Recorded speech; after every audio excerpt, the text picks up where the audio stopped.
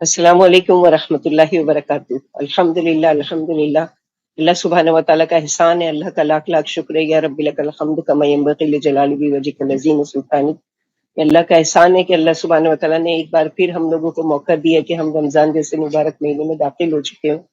اللہ سبحانہ و تعالیٰ ہم کو بہت زیادہ اس میں محنت کر کے اور بہت زیادہ نیکیاں کمانے کی اللہ توفیق دے۔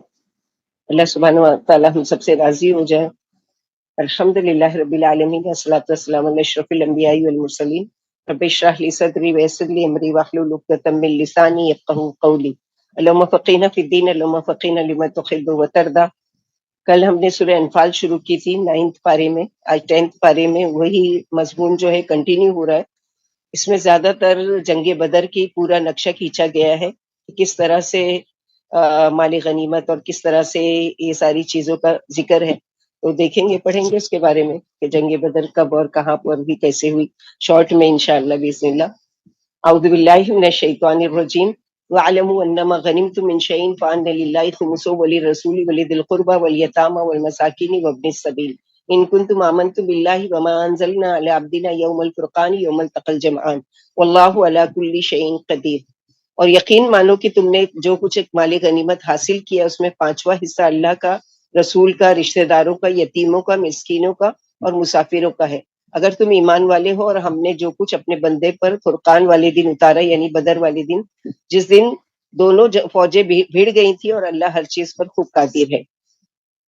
سورہ انفال جب شروع ہوئی تھی تو صحابہ کرام نے سوال کیا تھا، یسألونک عن الانفال، کہ وہ آپ سے مال غنیمت کے بارے میں پوچھتے ہیں۔ تو یہاں پر اللہ سبحانہ و تعالیٰ جواب دے رہے ہیں کہ اس کی تقسیم کیسے ہوگی۔ اللہ نے اس امت کے لیے خصوصیت سے مال غنیمت حلال فرمایا ہے۔ غنیمت وہ مال ہے جو کافروں سے لڑائی کے بعد ملے، اور فے وہ مال ہے۔ مال غنیمت دونوں ہی ہے لیکن دونوں کے نام مختلف ہے، ایک کا نام انفال ہے، ایک کا نام فے ہے۔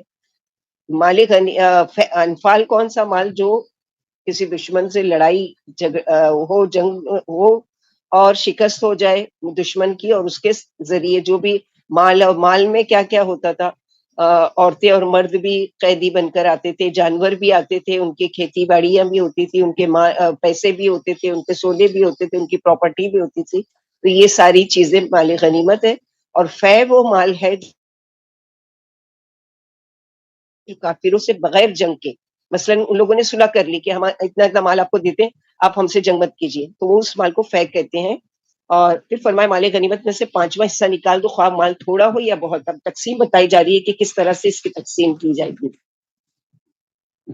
کہ پہلے کی قوموں میں کیا تھا کہ ہم لوگوں نے جیسے پڑھا کہ مال غنیمت حلال نہیں تھا، اللہ تعالیٰ نے بہت سی ایسی نعمتیں جو پہلی کی قوموں کو نہیں ملی وہ آپ صلی اللہ علیہ وسلم کو اور آپ کی امت کو دی گئی، اس میں سے ایک مال غنیمت ہے۔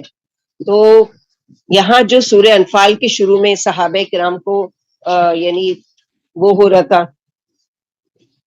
صحابہ کرام نے سوال کیا تھا مالی غنیمت کے بارے میں، تو اللہ تعالیٰ اس کا جواب دے رہے ہیں کہ مالی غنیمت میں سے 5 حصے ہوں گے، ایک حصہ اللہ اور اس کے رسول کے لیے، حالانکہ یہ اللہ تعالیٰ بے نیاز ہے، مگر اس لیے کہ وہ اللہ کا حصہ بھی غریبوں مسکینوں میں تقسیم ہوگا، اور رسول اللہ صلی اللہ علیہ وسلم کے قرابت داروں کا، یتیموں بیواؤں مسکینوں کے لیے۔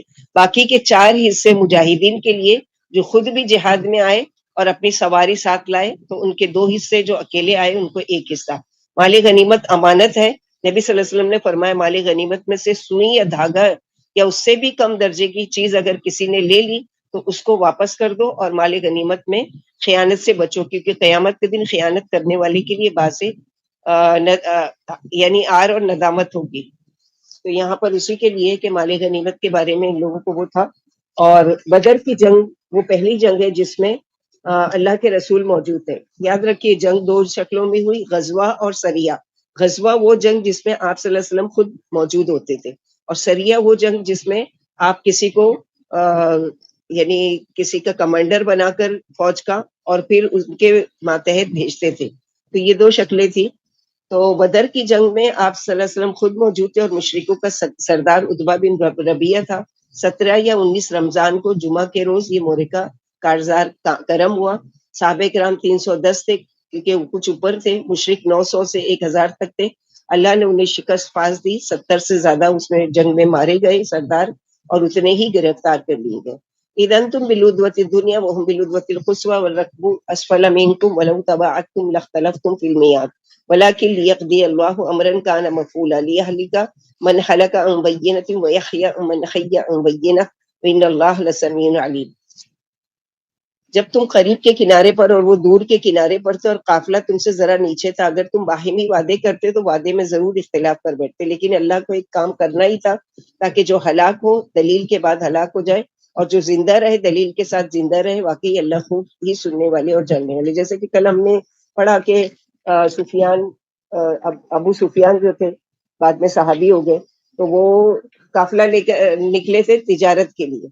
آپ صلی اللہ علیہ وسلم کو پتا چلا تو ان کو روکنے کے لیے، ان سے مال لینے کے لیے، کیونکہ ان لوگوں نے وہاں پر ان کی پراپرٹی اور ان کے مال سب ضبط کیے تھے، تو اسی مال کی حصول کے لیے آپ صلی اللہ علیہ وسلم نکلے کہ اس کا مال اس سے لے لیں تاکہ حقداروں کو ان کا حق دیا جائے. اب وہاں پہنچے تو سفیان کو پہلے ہی پتا چلا اور اس نے کیا کیا، اپنے مال کو بچا کر واپس مکہ چلا گیا.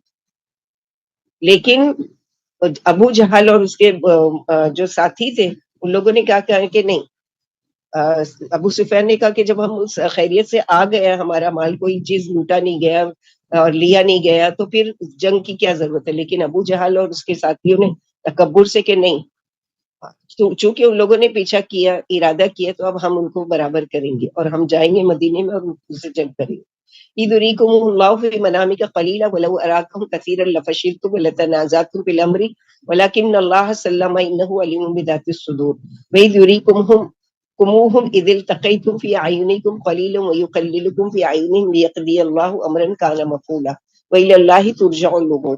اب اللہ سبحانہ وتعالیٰ نے جنگ بدر میں مومنوں کی کس کس طرح سے مدد کی. جب اللہ نے آپ کو خواب میں مشرک تھوڑے دکھلائے، اور اگر وہ آپ کو انہیں بہت دکھلا دیتے تو تم یقیناً پھسل جاتے، یعنی دل وہ ہو جاتا کہ 313 ہم ہیں اور مقابلے میں 1000 ہے کیسے. تو اللہ تعالیٰ نے نبی صلی اللہ علیہ وسلم کو خواب میں دکھایا کہ مشرک کی تعداد بہت کم ہے اور یقیناً لڑائی میں اختلاف کر بیٹھتے، لیکن اللہ نے تم کو اختلاف سے بچا لیا. وہ دلوں کے رازوں سے اچھی طرح سے خبردار ہے.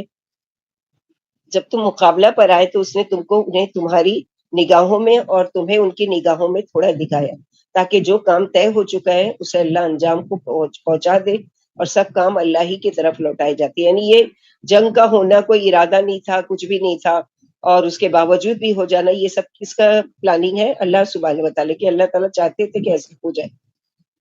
یعنی آپ نے مشرک خواب میں بہت تھوڑے دیکھے، چنانچہ آپ نے صحابوں کو اپنا خواب سنائے جس سے ان کے حوصلے اور بڑھ گئے کہ اتنے تھوڑے ہیں، 70-80 ہے تو ہم مقابلہ کر لیں گے. اور چنانچہ ابن مسعود فرماتے ہیں اللہ کی قسم بدر کے دن مشرک ہماری نگاہوں میں تھوڑے سے معلوم ہوتے تھے، بلکہ میں نے تو اپنے ساتھی سے کہہ بھی دیا کہ 70 آدمی معلوم ہوتے ہیں. وہ بولا نہیں 70 تو نہیں، البتہ 100 ضرور ہوں گے. آخر کار ہم نے ایک مشرک کو پکڑ کر اسے تعداد پوچھی تو اس نے تعداد اپنی بتائی تو ہم 1000 ہے. یا ایھا الذین آمنوا اذا لقیتم فئة فاثبتوا واذکروا اللہ کثیرا لعلکم تفلحون واطیعوا اللہ ورسولہ ولا تنازعوا فتفشلوا وتذهب ريحكم واصبروا ان اللہ مع الصابرین. اے ایمان والو، جب تم کسی جماعت کے مقابلے پر آ جاؤ تو ثابت قدم رہو اور کثرت سے اللہ کی یاد کرو تاکہ تم کامیاب ہو، اور اللہ کی اور اس کے رسول کی بات مانو اور آپس میں اختلاف نہ کرو ورنہ پھسل جاؤ گے اور تمہارا بھرم جاتا رہے گا. اور صبر سے کام لو، یاد رکھو اللہ صبر والوں کے ساتھ ہے. نبی صلی اللہ علیہ وسلم نے بعض لڑائیوں میں سورج کے ڈھل جانے کا انتظار فرمایا، پھر جب سورج ڈھل گیا تو آپ نے کھڑے ہو کر خطبے میں فرمایا مسلمانوں، دشمن سے مقابلے کی تمنا نہ کرو، یعنی خود سے آگے بڑھ کر ان کو چیلنج مت کرو، اور اللہ سے عافیت کے طلبگار رہو. پھر جب دشمن سے بھیڑ جاؤ تو اب صبر سے کام لو اور یقین رکھو کہ جنت تلواروں کے سائے میں. پھر آپ نے کھڑے ہو کر فرمایا اے اللہ، اے کتاب اتارنے والے، اے گھٹائے چلانے والے، اے دشمن کے لشکر کو شکست دینے والے، دشمن کو شکست دے اور ہماری مدد فرما. یعنی تمام اسباب بھی مہیا کرنا چاہیے کہ کوئی مشکل تکلیف پریشانی آ جائے. اور اس کے علاوہ کیا ہے کہ اللہ سے مدد بہت زیادہ، جیسے آپ صلی اللہ علیہ وسلم ساری رات سارے یعنی اپنی پوری پلاننگ کر چکے، ساری جماعت بتا چکے کہ یہاں پر کون کھڑا ہوگا، یہاں پر کون کیسے کرے گا.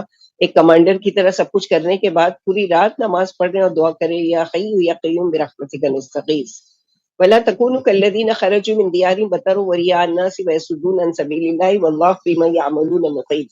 وَإِذْ زَيَّنَ لَهُمُ الشَّيْطَانُ أَعْمَالَهُمْ وَقَالَ لَا غَالِبَ لَكُمُ الْيَوْمَ مِنَ النَّاسِ وَإِنِّي جَارٌ لَكُمْ فلما تراءت الفئتان نكص على عقبيه وقال إني بريء منكم إني أرى ما لا ترون إني أخاف الله والله شديد العقاب إذ يقول المنافقون والذين في قلوبهم مرض غر هؤلاء دينهم ومن يتوكل على الله فإن الله عزيز حكيم.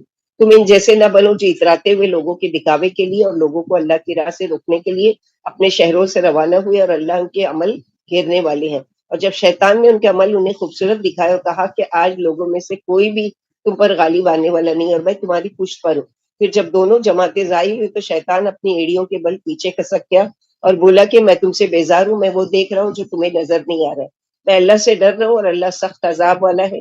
اور جب منافق اور جن کے دلوں میں روگ تھا کہہ رہے تھے کہ ان لوگوں کو ان کے دین نے دھوکہ دیا، اور جو اللہ پر بھروسہ رکھتا ہے اللہ اسے کافی ہے، یقیناً اللہ سب پر غالب اور بڑے حکمت والے ہیں۔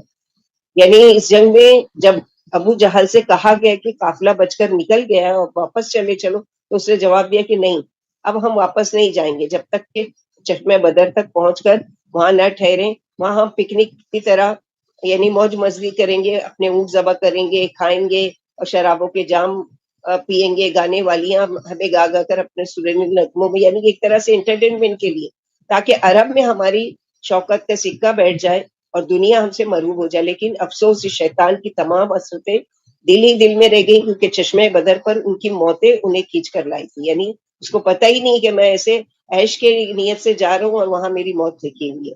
یہیں یہ لوگ ذلت کے ساتھ مارے گئے اور یہیں ایک گڑھے میں ان کی لاشیں گلی سڑی اور دنیاوی ذلت کے ساتھ ساتھ آخرت کے دائمی عذاب میں الگ مبتلا ہوئے۔ اسی وجہ سے اللہ نے فرمایا کہ اللہ ان کے عمل خوب گھیرنے والے ہیں۔ اور شیطان جو کہ فرشتوں کی جماعت کے ساتھ تھا، اس کو پتا تھا، فرشتوں کو وہ دیکھ چکا تھا، تو اس نے یعنی منع کیا کہ مت آگے بڑھو، کیونکہ میں نے وہ دیکھا ہے جو تم نہیں دیکھ سکتے، یعنی میں نے فرشتوں کو دیکھا ہے، اور میں تو پہلے کیا وعدے کر رہا ہے کہ تم آگے بڑھو، میں تمہارے ساتھ ہوں اور تمہاری مدد کروں گا۔ لیکن جب اس نے فرشتوں کو اترتے دیکھا تو فوراً پلٹ گیا اور کہا کہ میں تو وہ دیکھ رہا ہوں جو تم نہیں دیکھتے۔ مالک بن ربیہ بدری صحابی ہیں، آپ کی بڑھاپے میں بینائی جاتی رہی، فرماتے اگر میں بدر میں تمہارے ساتھ ہوتا اور میری بینائی ہوتی تو میں تمہیں بدر میں وہ گھاٹی دکھاتا جہاں سے فرشتے نمودار ہوئے تھے، مجھے وہ گھاٹی اچھی طریقے سے معلوم ہے، ذرا سا بھی شبہ نہیں ہے۔ جب فرشتے آ گئے اور اللہ نے انہیں وہی فرما دی کہ ایمان والوں کے قدم جمائے رکھو، میں تمہارے ساتھ ہوں۔ اور ابلیس نے فرشتوں کو دیکھا، مسلمانوں کے قدم جمانے کے لیے فرشتوں نے یہ صورت اختیار کی تھی کہ وہ مسلمانوں کے پاس جانے پہچانے شکلوں میں، نہیں صحابی تب جو جانے پہچانے صحابی تھے ان کی شکلوں میں آ کر ان سے کہتے تھے خوش ہو جاؤ، مشرک ہیں ہی کتنے، اللہ تمہارے ساتھ ہے، ان پر حملہ کر کے انہیں پیس ڈالو۔ تو ابلیس کیا ہے، وہ دم دبا کر بھاگ گیا۔ ابو جال نے ایک ٹیلے سے اللہ کے رسول کو اور مسلمانوں کو حقارت کی نگاہ سے جھانک کر کہا اللہ کی قسم آج کے بعد روئے زمین پر اللہ کی عبادت نہیں کی جائے گی اور بزور یہ دین مٹا دیا جائے گا۔ لیکن اللہ سبحانہ وتعالیٰ نے کیا کیا، ان کے ہی دین کو مٹا دیا اور خود ان کو بھی نیست و نابود کیا، ان کی موتیں وہاں پر ہوئی۔ بڑے بڑے سردار جس میں ابو جہل سب سے ٹاپ پر تھا وہ بھی مارا گیا۔ وَلَوْ تَرَى إِذْ يَتَوَفَّى الَّذِينَ كَفَرُوا الْمَلَائِكَةُ يَضْرِبُونَ وُجُوهَهُمْ وَأَدْبَارَهُمْ وَذُوقُوا عَذَابَ الْحَرِيقِ ذَلِكَ بِمَا قَدَّمَتْ أَيْدِيكُمْ وَأَنَّ اللَّهَ لَيْسَ بِظَلَّامٍ لِّلْعَبِيدِ۔ کاش تم دیکھتے جب فرشتے کافروں کی روحیں نکالتے ہیں تو ان کے منہوں پر اور کمروں پر اور چوٹے مارتے اور کہتے ہیں کہ جلن والا عذاب چکھو، یہ ان کاموں کا بدلہ ہے جو تم نے پہلے سے بھیج رکھے تھے، اور یاد رکھو اللہ بندوں پر ظلم نہیں کرتے۔ اللہ فرماتے ہیں میرے بندو، میں نے اپنی ذات پر ظلم حرام کر دیا ہے اور اسے تم پر بھی حرام کر دیا، لہٰذا تم آپس میں ایک دوسرے پر ظلم نہ کرو۔ اے بندو، میں تمہارے عمل ہی گھیرے ہوئے ہوں، پھر جو شخص اچھائی پائے اسے میری حمد کرنی چاہیے، یعنی اگر کوئی نیکی کی توفیق ہم کو مل جائے تو اللہ کا شکر ادا کرنا چاہیے، اور جو برائی پائے اسے اپنے اوپر لعنت کرنا چاہیے، یعنی اللہ سے معافی مانگنا چاہیے کہ اللہ تعالیٰ مجھے معاف کر دو کہ مجھ سے یہ غلطی ہوئی ہے، یہ گناہ ہوا۔ تو یہاں پر جو فرشتوں کے کا بتایا جا رہا ہے کہ وہ کس طرح سے مار رہے تھے مشرکوں کو چہروں پر اور ان کی پیٹھوں پر۔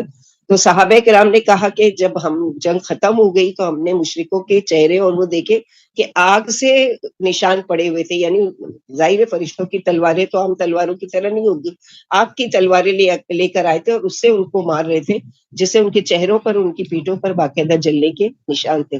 كداب آل فرعون والذین من قبلهم كفروا بآیات اللہ فأخذهم اللہ بذنوبهم ان اللہ شدید العقاب۔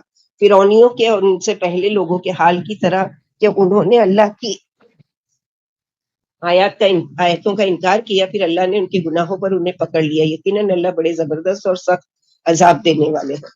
یعنی جیسے پہلے فرعون کا انجام ہوا، ویسے ہی ان کے بعد، اور ان کو ساری کہانیاں فرعون کی، بنی اسرائیل کی، موسیٰ علیہ السلام کی بار بار قرآن کے ذریعے بتائی گئی کہ دیکھو سرکشوں کا اور متکبرین کا کس طرح انجام ہوا، لیکن ماننے کی بجائے کیا کرتے رہے، اور بھی زیادہ اپنے گھمنڈ میں اس میں یعنی بڑھتے رہے، اور اس طرح سے اللہ تعالیٰ نے ان کا انجام کیا۔ ذالک بأن اللہ لم یکن مغیرا نعمتا انعمها على قوم حتى یغیروا ما بانفسهم وان اللہ سمیع علیم كدأب آل فرعون والذین من قبلهم كذبوا بآیات ربهم واہلکناهم بذنوبهم واغرقنا آل فرعون وکل كانوا ظالمین۔ یہ اس لیے کہ اللہ کسی قوم پر انعام فرما کر اسے بدلنے والے نہیں، تا وقت کہ وہ خود ہی اپنی حالت نہ بدل ڈالے، اور یقیناً اللہ خوب سننے والے اور خوب جاننے والے ہیں فرعونیوں کی اور ان سے پہلے لوگوں کی حالت کی طرح جنہوں نے اپنے رب کی آیتیں جھٹلائیں، پھر ہم نے انہیں ان کے گناہوں کی وجہ سے تباہ کر ڈالا اور فرعونیوں کو ڈبو دیا۔ یہ سب کے سب ظالم تھے، یعنی اللہ تعالیٰ نے بے شمار نعمت دی تھی، وہاں کا بادشاہ بنایا تھا اس کو، اور طرح طرح کی آگے پڑھیں گے کہ اس کو محلات اور باغات اور ہر چیز کی حکومت دی تھی، لیکن اس نے چونکہ تکبر کیا، اپنے آپ کو رب کہا، تو اللہ تعالیٰ نے اس کی تکبر اور اس کی وجہ سے کیا کیا، اللہ تعالیٰ نے اس کو بالکل بھی مٹا دیا، اس کا نام و نشان بھی، اور اس کو غرق کر دیا پانی میں۔ ان شر الدواب عند اللہ الذین کفروا فهم لا یؤمنون الذین اخذت منهم ثم ينقضون عهدهم في كل مرة وهم لا يتقون فإما تثقفنهم في الحرب فشرد بهم من خلفهم لعلهم يذكرون۔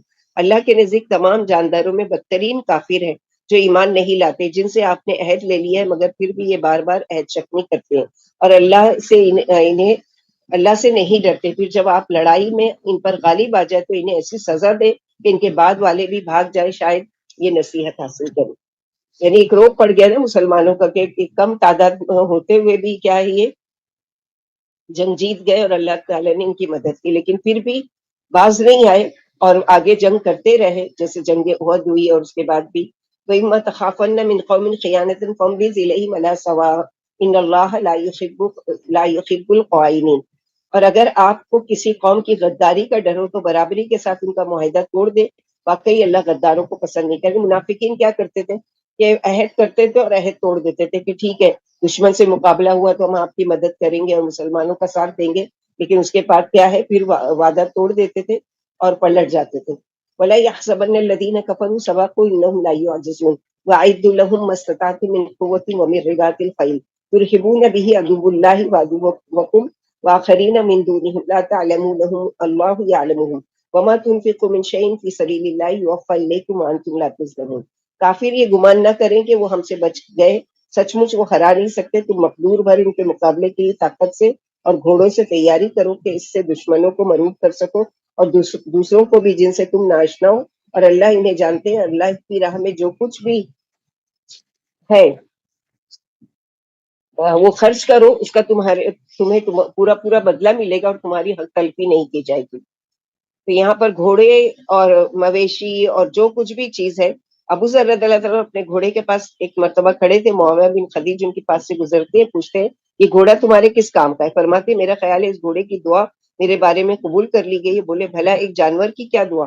فرمایا اللہ کی قسم ہر گھوڑا سحر کو یہ دعا کرتا ہے، اے اللہ تو نے مجھے اپنے ایک بندے کے حوالے کیا اور میری روزی اس کے ہاتھ میں رکھی ہے، لہٰذا مجھے اس کی نگاہ میں دنیا کی ہر چیز سے پیارا بنا۔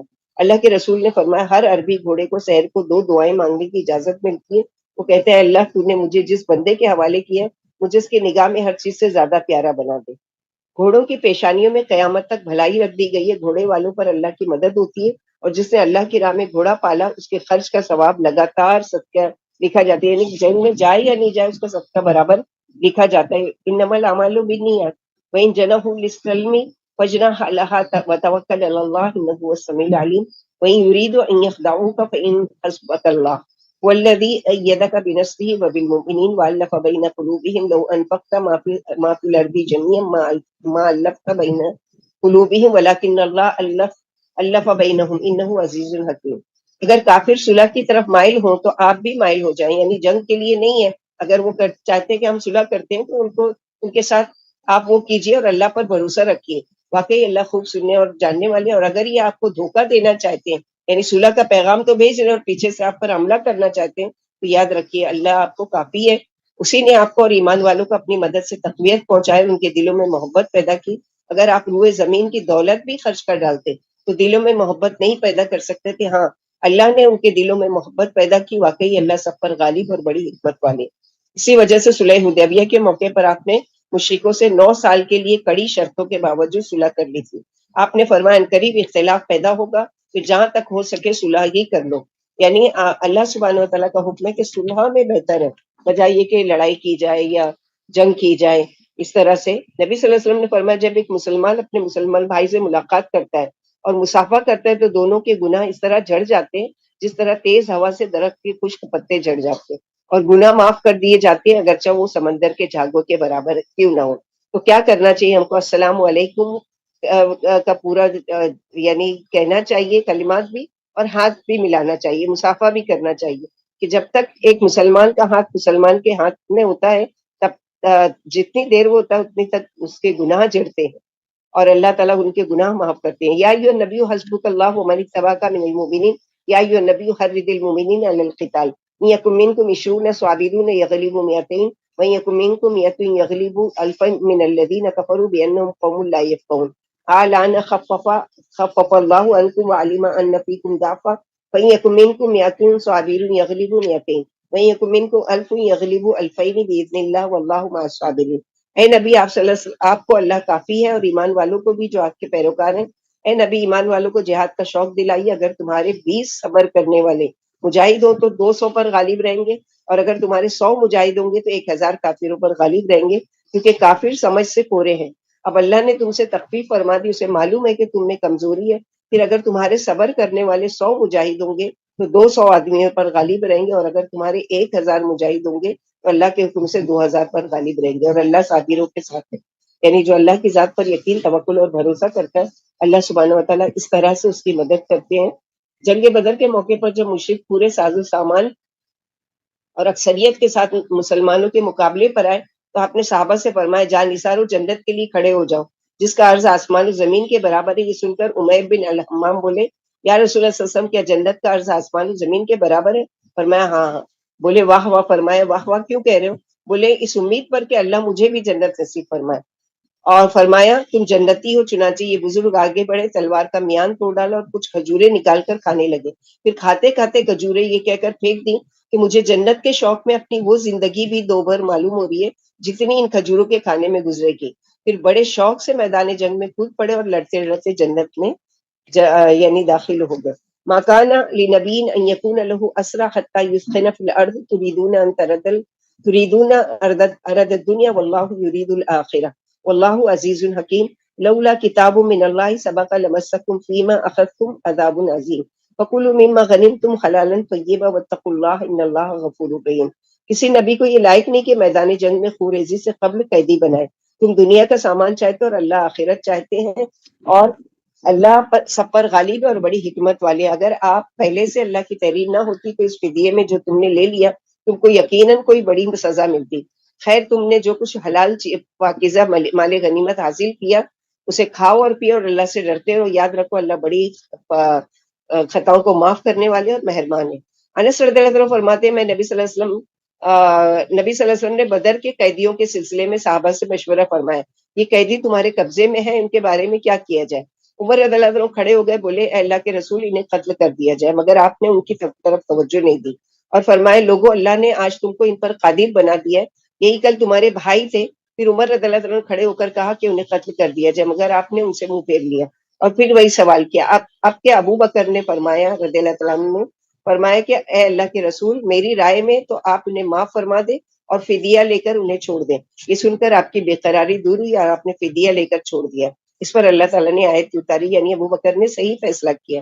نبی صلی اللہ علیہ وسلم نے فرمایا مجھے 5 خاص چیزیں ملی جو مجھ سے پہلے کسی نبی کو نہیں ملی۔ میرا روب 1 مہینے کی مسافت سے بڑھ جاتا ہے، تمام زمین میرے لیے مسجد اور پاک ہے، میرے لیے مال غنیمت حلال ہے جو مجھ سے پہلے کسی کے لیے حلال نہیں تھی، مجھے شفاعت کا حق عطا کیا گیا ہے۔ ہر نبی خاص اپنی قوم کی طرف مبعوث کیا جاتا ہے، لیکن مجھے عام لوگوں کی طرف مبعوث کیا گیا ہے۔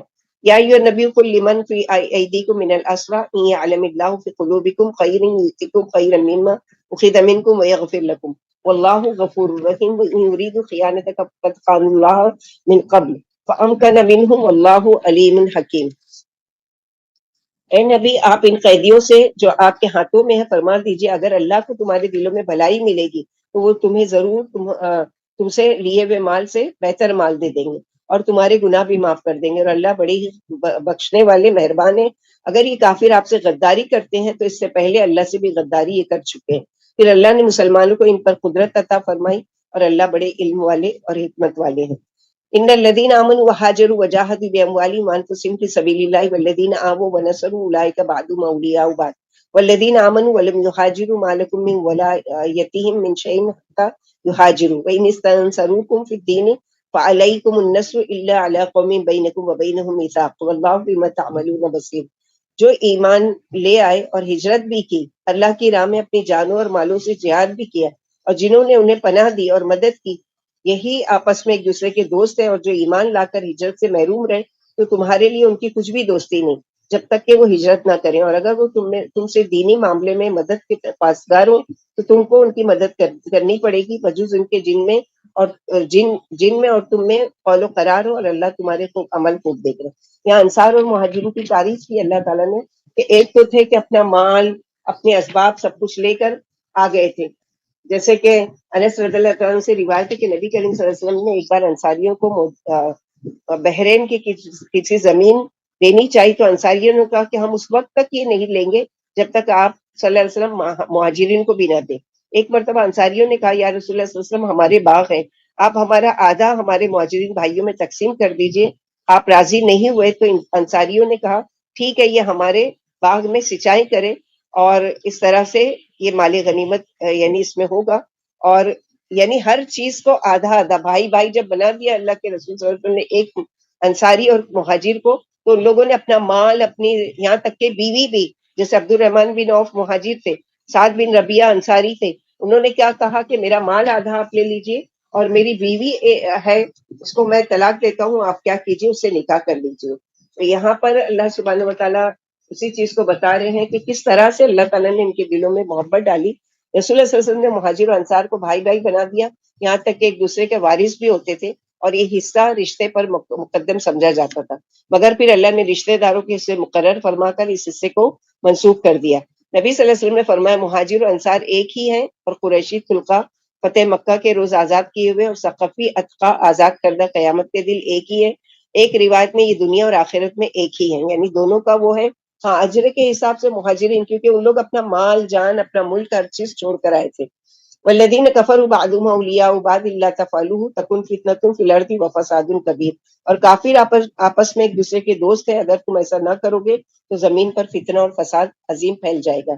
والذین آمنوا وہاجروا وجاہدوا فی سبیل اللہ والذین آووا ونصروا اولئک هم المؤمنون حقا لهم مغفرۃ ورزق کریم والذین آمنوا من بعد وہاجروا وجاہدوا معکم فاولئک منکم واولو الارحام بعضهم اولا ببعض فی کتاب اللہ ان اللہ بکل شیء علیم۔ اور جو ایمان لائے اور ہجرت بھی کی اور اللہ کی راہ میں جہاد بھی کیا، اور جنہوں نے پناہ دی اور مدد کی، یہی سچے مومن ہیں، انہی کے لیے بخشش اور عزت والی روزی ہے۔ اور جو بعد میں ایمان لائے اور ہجرت کی اور تمہارے ساتھ جہاد بھی کیا، وہ تمہی میں سے ہے، اور عزیزوں میں بعض سے اللہ کے حکم میں زیادہ قریب ہوتا ہے۔ یاد رکھو اللہ ہر چیز کو خوب جاننے والے ہیں، یعنی یہ ان کے لیے کہ اللہ سبحانہ وتعالیٰ نے چن لیا ایسے لوگوں کو۔ الحمدللہ سورہ انفال مکمل ہوئی۔ سورہ توبہ اگلی سورہ ہے، اس کو سورہ برات بھی کہا جاتا ہے، اور سورہ یعنی اس کو ایک برات ہے اور ایک اور نام سے یاد کیا جاتا ہے۔ تو یہاں پر تین وہ ہے، اور سورہ توبہ ایک ایسی واحد سورہ ہے کہ جس کے شروع میں بسم اللہ الرحمن الرحیم نہیں پڑھی جائے گی۔ کیوں نہیں پڑھیں گے وہ دیکھتے ہیں۔ براۃ من اللہ ورسولہ الی الذین عاہدتم من المشرکین فسیحوا فی الارض اربعۃ اشہر واعلموا انکم غیر معجز اللہ وان اللہ مخزی الکافرین۔ اللہ کی اور رسول کی ان مشرکوں کے بارے میں بیزاری ہے جن سے تم نے معاہدہ کیا تھا، لہٰذا اے مشرکو تم زمین میں 4 ماہ تک اور چلو پھرو، اور یقین مانو تم اللہ کو ہرا نہیں سکتے، اور اللہ کافروں کو ذلیل کرنے والے ہیں۔ یہ سورت سب سے آخر میں اتری۔ ابو اسحاق فرماتے میں نے براس سے سنا، فرماتے تھے کہ سب سے آخر میں یستفتونک فی النساء اتری، اور سب سے آخر میں سورہ برات اتری۔ اس کے شروع میں بسم اللہ اس لیے نہیں لکھی گئی ہے کہ مصحف امام بھی میں بسم اللہ لکھی ہوئی نہیں، یعنی آپ صلی اللہ علیہ وسلم نے ہی نہیں لکھائی، اس لیے صحابہ نے عثمان کی پیروی کی، یعنی عثمان رضی اللہ تعالیٰ نے جب قرآن کو جمع کیا تو وہاں پر نہیں لکھا۔ اس صورت کی ابتدائی آیتیں اس وقت اتری جب آپ جنگ تبوک سے واپس تشریف لائے۔ حج کا موسم تھا، مشرک اپنی عادتوں کے مطابق ننگے ہو کر طواف کر رہے تھے۔ آپ کو یہ شرمناک حرکت دیکھنی گوارا نہیں تھی، لہٰذا اس سال آپ نے ابو بکر کو امیر الحجاج بنا کر بھیجا کہ آپ مسلمانوں کو حج کے احکام بتائیں اور مشرکوں میں اعلان بھی کر دیں کہ وہ آئندہ سال سے حج نہیں کر سکتے، اور یہ بھی کہ اللہ اور اس کا رسول مشرکوں سے جن سے تمہارا عہد تھا بیزار ہے۔ پھر آپ کے پیچھے پیچھے علی رضی اللہ عنہ روانہ کیے گئے تاکہ آپ قریبی رشتہ دار ہونے کی وجہ سے نبی صلی اللہ علیہ وسلم کی طرف سے مبلغ بنے، جیسا کہ عنقریب بیان آنے والا ہے۔ وَأَذَانٌ مِّنَ اللَّهِ وَرَسُولِهِ إِلَى النَّاسِ يَوْمَ الْحَجِّ الْأَكْبَرِ أَنَّ اللَّهَ بَرِيءٌ مِّنَ الْمُشْرِكِينَ وَرَسُولُهُ فَإِن تُبْتُمْ فَهُوَ خَيْرٌ لَّكُمْ وَإِن تَوَلَّيْتُمْ فَاعْلَمُوا أَنَّكُمْ غَيْرُ مُعْجِزِي اللَّهِ وَبَشِّرِ الَّذِينَ كَفَرُوا بِعَذَابٍ أَلِيمٍ۔ اور اللہ اور اس کے رسول کی طرف سے بڑے حج والے دن کو اطلاع دی جا رہی ہے کہ اللہ اور اس کا رسول مشرکوں سے بیزار ہے۔ پھر اگر تم توبہ کر لو تو تمہارے لیے اچھا ہی ہے، اور اگر منہ موڑ لو تو یقین مانو کہ تم اللہ کو ہرا نہیں سکتے، اور آپ کافروں کو دردناک عذاب کی بشارت سناؤ۔ حج اکبر سے مراد قربانی والا دن یعنی ذی الحجہ کی 10ویں تاریخ مراد ہے، جو حج کے دیگر ایام سے بڑا اور بڑی فضیلت والا ہے۔ ہمارے وہاں کیا مشہور کر دیا گیا کہ جس دن جمعہ کا دن پڑتا ہے عرفات کے دن، وہ دراصل حج اکبر ہوتا ہے۔ ایسا نہیں ہے، حج اکبر اس حج کو کہتے ہیں کہ جس میں قربانی کی جاتی ہے اور مینا میں ٹھہرا جاتا ہے اور عرفات میں قیام کیا جاتا ہے، اور حج اصغر کہتے ہیں عمرہ کرنے کو۔ تو یہ چیز نہیں ہے جو ہمارے وہاں ہے کہ جمعہ کے دن جو حج ہے وہ حج اکبر ہے، لہٰذا زیادہ سے زیادہ بھیڑ جمع ہوتی ہے کہ اس سال حج اکبر ہے اور ہم کو جانا چاہیے، ایسا نہیں ہے۔ ابو ہریرہ رضی اللہ عنہ فرماتے ہیں بقرہ عید کے دن ابو بکر نے اعلان کرنے والوں میں مجھے بھی بھیجا، ہم سب مینا میں یہ اعلان کر رہے تھے کہ اس سال کے بعد کوئی مشرک حج کو نہیں آئے گا اور نہ خانہ کعبہ کا ننگے ہو کر طواف کیا جائے گا۔ پھر نبی صلی اللہ علیہ وسلم نے ابو بکر کے بعد علی رضی اللہ عنہ کو سورہ برات سنانے کے لیے بھیجا۔ آپ نے بھی ہمارے ساتھ مینا میں لوگوں میں سورہ برات یعنی سورہ توبہ کا اعلان کیا، اور یہ بھی آئندہ کوئی مشرک حج نہ کرے اور نہ عریاں ہو کر طواف کرے، یعنی ان کو وارن کر دیا گیا کیونکہ مکہ فتح ہو چکا تھا، اب مسلمانوں کی حکومت ہو چکی، تو اب ان کو یہ کیا جا رہا ہے کہ اس طرح سے تمہاری منمانی نہیں چلے گی اور تم کو 4 مہینے کی مہلت دی جاتی ہے، یا تو ایمان لے آؤ اور یا پھر وطن کو چھوڑ دو، اور یا پھر یہ کہ جنگ کے لیے تیار ہو جاؤ۔ الا الذين عاهدتم من المشركين ثم لم ينقصوكم شيئا ولم يظاهروا عليكم عهدا فاتموا اليهم عهدهم الى مدتهم ان الله يحب المتقين۔ علاوہ ان مشرکوں کے جن سے تم معاہدہ کر چکے، انہوں نے تم سے اس میں سے کچھ بھی کمی نہیں کی اور نہ تمہارے خلاف کسی کی مدد کی، لہذا تم بھی ان کے معاہدے کی مدت پوری کر دو۔ یاد رکھو اللہ نیکوکاروں کو پسند فرماتے ہیں۔ فَإِذَا انسَلَخَ الْأَشْهُرُ الْحُرُمُ فَاقْتُلُوا الْمُشْرِكِينَ حَيْثُ وَجَدتُّمُوهُمْ وَخُذُوهُمْ وَاحْصُرُوهُمْ وَخُذُوا لَهُمْ كُلَّ مَرْصَدٍ فَإِن تَابُوا وَأَقَامُوا الصَّلَاةَ وَآتَوُا الزَّكَاةَ فَخَلُّوا سَبِيلَهُمْ إِنَّ اللَّهَ غَفُورٌ رَحِيمٌ۔ پھر جب حرمت والے مہینے بیت جائیں تو جہاں کہیں بھی مشرکوں کو دیکھو قتل کر ڈالو، انہیں پکڑو، انہیں گھیر لو اور ہر مکی کمین گاہ میں ان کی طاق میں جا بیٹھو۔ پھر اگر وہ توبہ کر لیں، یعنی ان کو حکم ہے قتل کرنے کا لیکن اب وہ توبہ کرتے ہیں اور اسلام لے آتے ہیں اور نماز قائم کرنے لگے اور زکوٰۃ دینے لگے، تو ان کا راستہ چھوڑ دو، پھر ان کو نہیں مارا جائے گا۔ یاد رکھو اللہ بڑے ہی بخشنے والے اور مہربان ہے۔ اس آیت کو آیت سیف کہا جاتا ہے، جس کے بارے میں وارد ہے کہ اس آیت سے تمام معاہدے اور ان کی مدتیں اب منسوخ ہو گئی۔ ابن عباس فرماتے ہیں اس آیت کی روح سے نزول برات سے حرمت والے مہینے گزر جانے کے بعد کسی مشرک کا کوئی معاہدہ باقی نہیں ہے۔ جس حدیبیہ میں 10 سال کا معاہدہ تھا، اس کو کیا کیا گیا؟ کینسل کیا گیا۔ وَإِنْ أَحَدٌ مِّنَ الْمُشْرِكِينَ اسْتَجَارَكَ فَأَجِرْهُ حَتَّى يَسْمَعَ كَلَامَ اللَّهِ ثُمَّ أَبْلِغْهُ مَا مَنَعَهُ ذَلِكَ بِأَنَّهُمْ قَوْمٌ لَا يَعْلَمُونَ۔ اگر آپ سے کوئی مشرک پناہ مانگنے لگے تو آپ اسے پناہ دے دیں یہاں تک کہ وہ اللہ کا کلام سن لے، پھر اسے اس کی جائے امن تک پہنچا دے، یہ اس لیے کہ یہ قوم علم سے خالی ہے۔ یعنی یہاں پر ایسا نہیں ہے کہ دشمن کو کیا کیے پکڑو اور مارو، نہیں، پہلے ان کو اسلام پیش کرو۔ جیسے آپ صلی اللہ علیہ وسلم معاذ بن جبل کو بھیجتے ہیں یمن کی طرف، تو کہتے ہیں اے معاذ، پہلے ان پر اسلام پیش کرنا، اگر وہ مان جاتے ہیں، ایمان لے آتے ہیں، تو ان کے جان اور مال تم پر حرام ہے، یعنی پھر ان کے ساتھ جنگ نہیں کی جائے گی۔ کیف یکون للمشرکین عہد عند اللہ وعند رسولہ الا الذین عاہدتم عند المسجد الحرام فما استقاموا لکم فاستقیموا لهم ان اللہ یحب المتقین۔ مشرکوں کا معاہدہ اللہ کے اور اس کے رسول کے ساتھ کیسے برقرار رہ سکتا ہے؟ ہاں، جن سے تم نے حرمت والی مسجد کے پاس عہد کیا ہے، جب تک کہ وہ تم سے عہد نبھائیں تم بھی نبھاؤ۔ یاد رکھو اللہ پر متقیوں سے محبت رکھتے ہیں۔ كيف وإن يظهروا عليكم لا يرقبوا فيكم إلا ولا ذمة يرضونكم بأفواههم وتأبى قلوبهم وأكثرهم فاسقون. ان کے معاہدے کا کیا بھروسہ، اگر وہ تم پر غالب آ جائیں تو وہ تمہارے حق میں نہ رشتہ داری کا انتظار کریں گے نہ معاہدے کا. یہ اپنی زبانوں سے تو تمہیں خوش کر رہے ہیں اور ان کے دل تمہارے انکاری اور ان میں سے اکثر فاسق ہے. اشتروا بآیات اللہ ثمنا قلیلا فصدوا عن سبیلہ انہم ساء ما كانوا يعملون. لا يرقبون في مؤمنة إلا ولا ذمة وأولئك هم المعتدون فإن تابوا وأقاموا الصلاة وآتوا الزكاة فإخوانكم في الدين ونفصل الآيات لقوم يعلمون. یہ تھوڑی سی قیمت پر اللہ کی آیتیں فروخت کر کے اللہ کی راہ سے لوگوں کو روک رہے ہیں، ان کے یہ کرتوت انتہائی برے ہیں.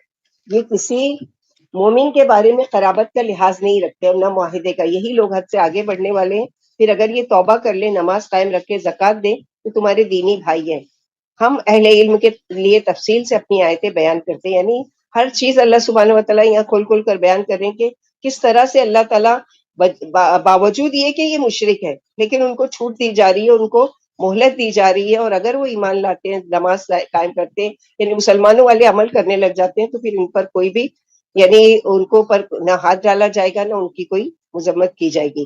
وَإِن نَكَثُوا أَيْمَانَهُم مِّن بَعْدِ عَهْدِهِمْ وَطَعَنُوا فِي دِينِكُمْ فَقَاتِلُوا أَئِمَّةَ الْكُفْرِ إِنَّهُمْ لَا إِيمَانَ لَهُمْ لَعَلَّهُمْ يَنتَهُونَ. اگر یہ معاہدے کے بعد بھی اپنی قسمیں توڑ ڈالیں اور تمہارے دین میں رکھنے نکالیں تو تم ان کے کفر کے پیشواؤں سے جہاد کرو، یقیناً ان کی قسمیں بیکار ہیں، شاید یہ باز آ جائے. یعنی جھوٹی قسمیں کھا کر تم سے معاہدہ کرتے اور پھر اس کو توڑ دیتے، تو پھر ان سے لڑنے کی یا ان پر ہاتھ ڈالنے کی تم کو ممانعت نہیں، یعنی تم بدلہ لے سکتے ہو. الا تقاتلون قوما نكثوا ايمانهم وهموا باخراج الرسول وهم بداؤكم اول مره فتخشونهم والله احق ان تخشوه ان كنتم مؤمنين قاتلوهم يعذبهم الله بايديكم ويخزيهم وينصركم عليهم ويشفي صدور قوم مؤمنين ويذهب غيظ قلوبهم ويتوب الله على من يشاء والله عليم حكيم. تم ان لوگوں سے جنگ کیوں نہیں کرتے جنہوں نے اپنی قسمیں توڑ ڈالی اور نبی کو جلا وطن کرنے کا قصد کر بیٹھے اور خود ہی تم سے شروع میں چھیڑ چھاڑ کی. اب بتایا جا رہا ہے کہ کیوں، یعنی جو اسلام میں کانسیپٹ ہے کہ دشمن کو، کافر کو قتل کرو، تو یہاں اس کی وجہ بتائی جا رہی ہے کہ کیوں ان سے جنگ کرو. کہ ان لوگوں نے کیا کیا کہ اپنا کیا ہوا عہد بھی توڑ دیا، نبی کو مکہ چھوڑنا پڑا، اور خود ہی ان لوگوں نے چھیڑ چھاڑ کی، خود جنگ کے لیے آئے. کیا تمہیں ان کا خوف ہے؟ اللہ زیادہ حقدار ہے کہ تم ان سے ڈرو، بشرط یہ کہ تم ایمان والے ہو. تم ان سے جنگ چھیڑ دو، اللہ تمہارے ہاتھوں انہیں سزا دینے والے ہیں اور انہیں ذلیل کرنے والے ہیں، ان کے خلاف تمہاری مدد فرمائیں گے اور ایمان والوں کے دل ٹھنڈے فرمائیں گے، ان کے دلوں کا غم دور فرمائیں گے، اور اللہ جس پر چاہے اپنی رحمت سے توبہ فرمائے، اور اللہ بڑے بھاری علم و حکمت والے. یعنی وہاں مکے میں رہ کر 10 سال تک مسلمانوں نے ان کا ظلم سہا، سب کچھ کہا، لیکن وہاں پر کہا گیا کہ نہیں، ان پر ہاتھ نہیں ڈال سکتے. کفو ایدیکم. تو یہاں پر کیا ہے کہ اب اللہ تعالیٰ نے اجازت دی تاکہ تمہاری آنکھیں ٹھنڈی ہو. جو تم چاہ رہے تھے کہ اس طرح سے ان سے بدلہ لے، تو اللہ تعالیٰ نے تم کو اس کا موقع دیا. اب حسبتم ان تترکوا ولما یعلم اللہ الذین جاہدوا منکم ولم یتخذوا من دون اللہ ولا رسولی وللمؤمنین ولیجہ واللہ خبیر بما تعملون. کیا تمہارا خیال ہے کہ تمہیں چھوڑ دیا جائے گا، حالانکہ اللہ نے ابھی انہیں الگ نہیں کیا جو تم سے مجاہد ہیں، اور اللہ کو اور اس کے رسول کو اور ایمان والوں کو چھوڑ کر دوسروں کو اپنا رازدار نہیں بناؤ، اور اللہ تمہارے عملوں سے باخبر ہے. سورہ بقرہ اور سورہ آل عمران میں بھی آیت پڑھ چکے ام حسبتم ان تدخلوا الجنۃ. تو یہ یہاں پر اسی لیے بتایا گیا کہ اللہ کے نبی صلی اللہ علیہ وسلم نے جیسے فرمایا کہ الا ان صلۃ اللہ الغالیہ الا ان صلۃ الجنہ، یعنی جنت ایسی سستی نہیں ہے کہ تم خالی دعا کرو گے اور بس نماز پڑھ لو گے اور یہ کر لو گے. نہیں، جنت مہنگی چیز ہے، اور مہنگی چیز کے لیے کیا کرنا پڑے گا؟ اپنی نفسانی خواہشات کو، اور اگر جیسے صحابہ کرام نے اپنا مال، جان اور ہر چیز سے جنگ کی، اور اللہ تعالیٰ نے ان کو خوشخبری دی، دنیا میں بھی ہے، جیسے عشرہ مبشرہ جو ہے ان کو دنیا میں ہی اللہ کے نبی صلی اللہ علیہ وسلم نے خوشخبری دی کہ تم جنتی ہو. ما کان للمشرکین ان یعمروا مساجد اللہ شاہدین علی انفسہم بالکفر اولئک حبطت اعمالهم وفی النار هم خالدون انما یعمر مساجد اللہ من آمن باللہ والیوم الآخر واقام الصلاۃ وآتى الزکاۃ ولم یخش الا اللہ فعسى اولئک ان یکونوا من المهتدین. مشرکوں کی یہ شان نہیں ہے کہ وہ اللہ کی مسجدیں آباد کریں، وہ تو آپ ہی اپنے کفر پر گواہ ہیں، انہی کے عمل غارت ہو گیا اور یہ ہمیشہ کے لیے جہنمی ہے. اللہ کی مسجد وہی آباد کرتے ہیں جن کا اللہ پر اور قیامت کے دن پر ایمان ہے، جو نماز کے پابند ہے، زکوٰۃ نکالتے ہیں اور اللہ کے سوا کسی سے نہیں ڈرتے، یقین ہے کہ یہی لوگ راہ یافتہ ہے۔ یعنی مشرک اگر وہ کریں گے تو اپنے شرک کے اڈے بنائیں گے، اگر وہ مسجد اول تو کریں گے نہیں، لیکن چونکہ آپ صلی اللہ علیہ وسلم کے زمانے کے مشرک کیا تھے کہ اللہ کو بھی مانتے تھے، تو اس نیت سے اگر مسجد بنائیں گے، لیکن ان کا کیا مطلب ہوگا کہ اس میں اپنے بتوں کو، جیسے مسجد حرام میں لوگوں نے 360 بت لا کر رکھے ہوئے تھے، پھر اللہ کے نبی صلی اللہ علیہ وسلم جب فتح مکہ کے دن داخل ہوئے تو ایک ایک بتوں کو توڑا اور اس طرح سے پاک کیا۔ اجعلتم سقایت الحاج و عمارت المسجد الحرام کمن آمن باللہ والیوم الآخر وجاہد فی سبیل اللہ لا یستوون عند اللہ واللہ لا یہدی القوم الظالمین الذین آمنوا وحاجروا وجاہدوا فی سبیل اللہ باموالہم وانفسہم اعظم درجۃ عند اللہ واولئک هم الفائزون یبشرهم ربهم برحمت منه ورضوان وجنات لهم فيها نعیم مقیم خالدین فیها ابدا ان اللہ عنده اجر عظیم۔ کیا تم نے حاجیوں کو، کیونکہ مشرکین مکہ کیا ہے، خیر کا بہت سارا کام کرتے تھے، حاجیوں کو پانی بھی پلاتے تھے، ان کو کمبل بھی بانٹتے تھے، ان کو ستو گھول کر کھانا بھی کھلاتے تھے، تو اللہ سبحانہ و تعالیٰ یہاں پر فرما رہے کہ کفر اور شرک کرنے والے چاہے کتنے بھی چیریٹی کے کام کرے، اللہ سبحانہ و تعالیٰ کے یہاں قابل قبول نہیں ہے جب تک کہ وہ ایمان نہیں لاتے۔ تو شرط کیا ہے کسی بھی خیر کے کام اور نیکی کے کام کی؟ کہ ایمان لانا۔ کیا تم نے حاجیوں کو پانی پلانا اور حرمت والی مسجد کی خدمت کرنا اس کے برابر قرار دیے ہیں؟ جس کا اللہ پر اور قیامت کے دن پر ایمان ہے اور اللہ کی راہ میں جہاد کر رہے ہیں، یہ دونوں اللہ کے نزدیک برابر نہیں ہے، اور اللہ ظالموں کو ہدایت نہیں فرماتے۔ جو ایمان لائے اور اپنی جانوں اور مالوں سے اللہ کی راہ میں ہجرت کی اور جہاد کیا، ان کا درجہ اللہ کے نزدیک بہت بڑا ہوا ہے، اور یہی کامرانی پانے والے ہیں۔ ان کا رب انہیں اپنی رحمت و رضا کی ایسی جنتوں کی بشارت دے رہے ہیں جہاں دائمی نعمتیں ہیں اور جس میں وہ ہمیشہ ہمیشہ رہیں گے۔ یاد رکھو اللہ کے پاس بڑے بڑے وسیلے ہیں۔ نعمان بن بشیر فرماتے ایک شخص بولا اگر میں اسلام لا کر کوئی عمل نہ بھی کروں اور حاجیوں کو پانی پلاتا رہوں تو یہی عمل میرے لیے کافی ہے۔ دوسرا بولا حرمت والی مسجد کی خدمت ہی میرے لیے کافی ہے۔ تیسرا بولا تمہارے دونوں عملوں سے اللہ کی راہ میں جہاد افضل ہے۔ آخر عمر رضی اللہ عنہ نے تینوں کو ڈانٹ کر فرمایا کہ اللہ کے رسول کے منبر کے پاس شور نہ کرو۔ یہ جمعہ کا دن تھا، جب ہم جمعہ پڑھ چکے تو نبی صلی اللہ علیہ وسلم کے پاس آ کر آپ سے مسئلہ پوچھا تو آپ صلی اللہ علیہ وسلم نے یہ آپ صلی اللہ علیہ وسلم پر یہ آیت اتاری گئی، یا ایھا الذین آمنوا لا تتخذوا آباءکم واخوانکم اولیاء ان استحبوا الکفر علی الایمان ومن یتولہم منکم فاولئک هم الظالمون قل ان کان آباؤکم وابناؤکم واخوانکم وازواجکم وعشیرتکم واموال اقترفتموها وتجارت تخشون کسادها ومساکن ترضونها احب الیکم من اللہ ورسولہ وجہاد فی سبیلہ فتربصوا حتی یأتی اللہ بامرہ واللہ لا یہدی القوم الفاسقین۔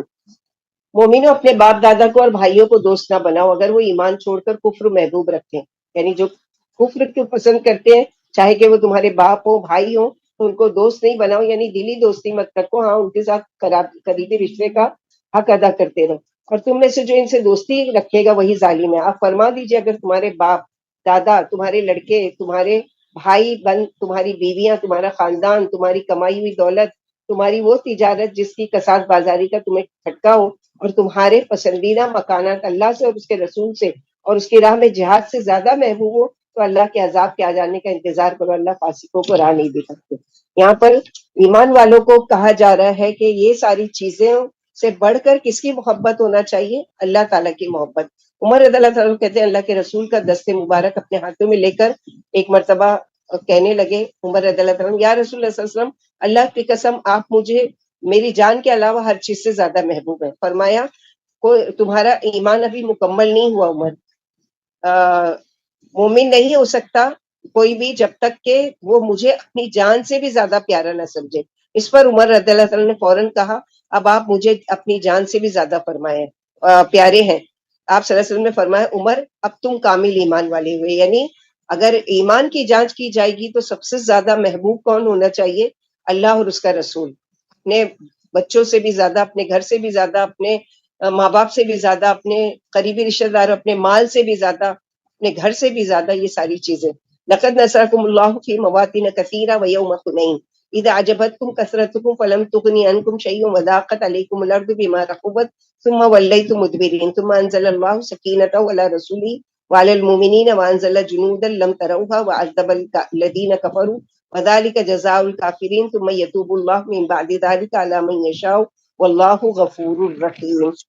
دیکھو اللہ نے اکثر مقامات پر تمہاری مدد فرمائی، جنگ حنین میں بھی جب تم کو اپنی کثرت پر گھمنڈ تھا لیکن اس سے تم کو کوئی فائدہ نہ ہوا اور زمین اپنی فراخی کے باوجود تم پر تنگ ہو گئی، پھر تم پیٹ موڑ کر بھاگ کھڑے ہوئے، پھر اللہ نے اپنے رسول صلی اللہ علیہ وسلم پر اور مسلمانوں پر اپنی تسکین اتاری اور ایسے لشکر بھیجے کہ جنہیں تم دیکھ نہیں سکتے تھے، اور کافروں کو سزا دی، کافروں کی یہی جزا تھی۔ پھر اس کے بعد جس پر اللہ چاہے اپنی رحمت سے توجہ فرمائے، اور اللہ پاک بڑے ہی بخشنے والے اور مہربان ہیں۔ یہاں جنگ حنین کے بارے میں ہے، بہت زیادہ ڈیٹیل ہے، ہم نہیں پڑھ سکتے، انشاءاللہ باذن اللہ رمضان کے بعد جب ہم سیرت النبی کا سلسلہ شروع کریں گے تو اس میں پوری ڈیٹیل اس کے بارے میں ہے کہ آپ صلی اللہ علیہ وسلم کی کتنی جنگیں ہوئی، کس طرح لڑے اور کس طرح سے شکست بھی ہوئی اور فتح بھی ہوئی۔ ایک مشرک فوجی کہنے لگا جب ہمارا مسلمانوں سے مقابلہ ہوا تو وہ ہمارے مقابلے پر ذرا سی دیر بھی نہ ٹھہر سکے، ہم نے ان کا تعقب کیا، آخر کار ہم ایک سفید خچر والے کے پاس پہنچے، آپ اللہ کے رسول تھے، آپ کے پاس گورے گورے خوبصورت نوجوان تھے، انہوں نے ہم سے کہا تمہارے چہرے بگڑ جائیں، لوٹ جاؤ، ان کا یہ کہنا تھا کہ ہم شکست کھا گئے اور مسلمان ہمارے کندھوں پر سوار ہو گئے۔ تو اس طرح سے فرشتے جو خوبصورت نوجوانوں کی شکل میں تھے ان لوگوں نے اس چیز کا وہ کہا کہ تم یعنی ہار جاؤ گے، اور اس طرح ہم کیا ہوئے، شکست ہو گئے۔ یا ایھا الذین آمنوا انما المشرکون نجس فلا یقربوا المسجد الحرام بعد عامهم ھذا ان خفتم عیلة فسوف یغنیکم اللہ من فضلہ ان شاء ان اللہ علیم حکیم۔ قاتلوا الذین لا یؤمنون باللہ ولا بالیوم الآخر ولا یحرمون ما حرم اللہ ورسولہ ولا يدینون دین الحق من الذین اوتوا الکتاب حتی یؤتوا الجزیۃ عن ید وهم صاغرون۔ اے ایمان والو، مشرک تو ناپاک ہی ہیں، لہٰذا یہ اس سال کے بعد حرمت والی مسجد کے قریب بھی نہ آئے۔ اگر تمہیں ناداری کا ڈر ہے تو عنقریب اللہ تم کو اگر چاہیں گے تو اپنے فضل سے بے نیاز فرما دیں گے۔ یاد رکھو اللہ بڑے علم والے اور بڑی حکمت والے ہیں۔ تم ان سے لڑو جن کا اللہ پر اور قیامت کے دن پر ایمان نہیں ہے، اور جو ان چیزوں کو حرام نہیں سمجھتے جو اللہ نے اس کے رسول نے حرام فرما دی ہے، اور سچا دین بھی قبول نہیں کرتے، یعنی اہل کتاب سے تا وقت کے وہ ذلت کے ساتھ اپنے ہاتھ سے جزیہ نہ ادا کریں۔ یہ آیت 9 ہجری میں اتری، اسی سال آپ نے ابو بکر کے ساتھ علی رضی اللہ عنہ کو بھیجا اور حکم فرمایا کہ حج میں جا کر اعلان کر دے کہ اس سال کے بعد کوئی مشرک خانہ کعبہ کا حج نہ کرے اور نہ بیت اللہ کا ننگے ہو کر طواف کیا جائے۔ اللہ کے شرعی اور قدری فیصلے کے اعتبار سے قیامت تک خانہ کعبہ میں کوئی مشرک نہ جا سکے گا اور نہ وہاں پر اس طرح بے حیائی کے ساتھ طواف کیا جا سکے گا۔ اللہ سبحانہ وتعالیٰ نے اس کے بارے میں قرآن میں آیت نازل کر دی۔ اسی وجہ سے نبی صلی اللہ علیہ وسلم نے رومیوں سے جنگ کرنے کی تیاری فرمائی، لوگوں کو اس کی دعوت دی، کھول کھول کر جنگ کا حکم صادر فرمایا، اور عرب کے قبیلوں میں جو مدینہ کے ارد گرد پھیلے ہوئے تھے آدمی بھیج دیے کہ انہیں جنگ کا شوق دلائیں۔ چنانچہ لوگ بڑے شوق سے مدینے میں جمع ہوئے اور تقریباً 30,000 مجاہدوں کا لشکر تیار ہو کر روم کی جنگ کے لیے نکلا۔ وقالت اليهود عزیر ابن اللہ وقالت النصارى مسیح ابن اللہ ذلك قولهم بافواہهم يضاہئون قول الذین كفروا من قبل قاتلهم اللہ انا یؤفکون اتخذوا احبارهم ورهبانهم اربابا من دون اللہ والمسیح ابن مریم وما امروا الا ليعبدوا اللہ الہ واحدا لا الہ الا هو سبحانہ عما یشرکون۔ یہودیوں نے کہا کہ عزیر اللہ کے بیٹے اور عیسائیوں نے کہا کہ مسیح اللہ کے بیٹے ہیں۔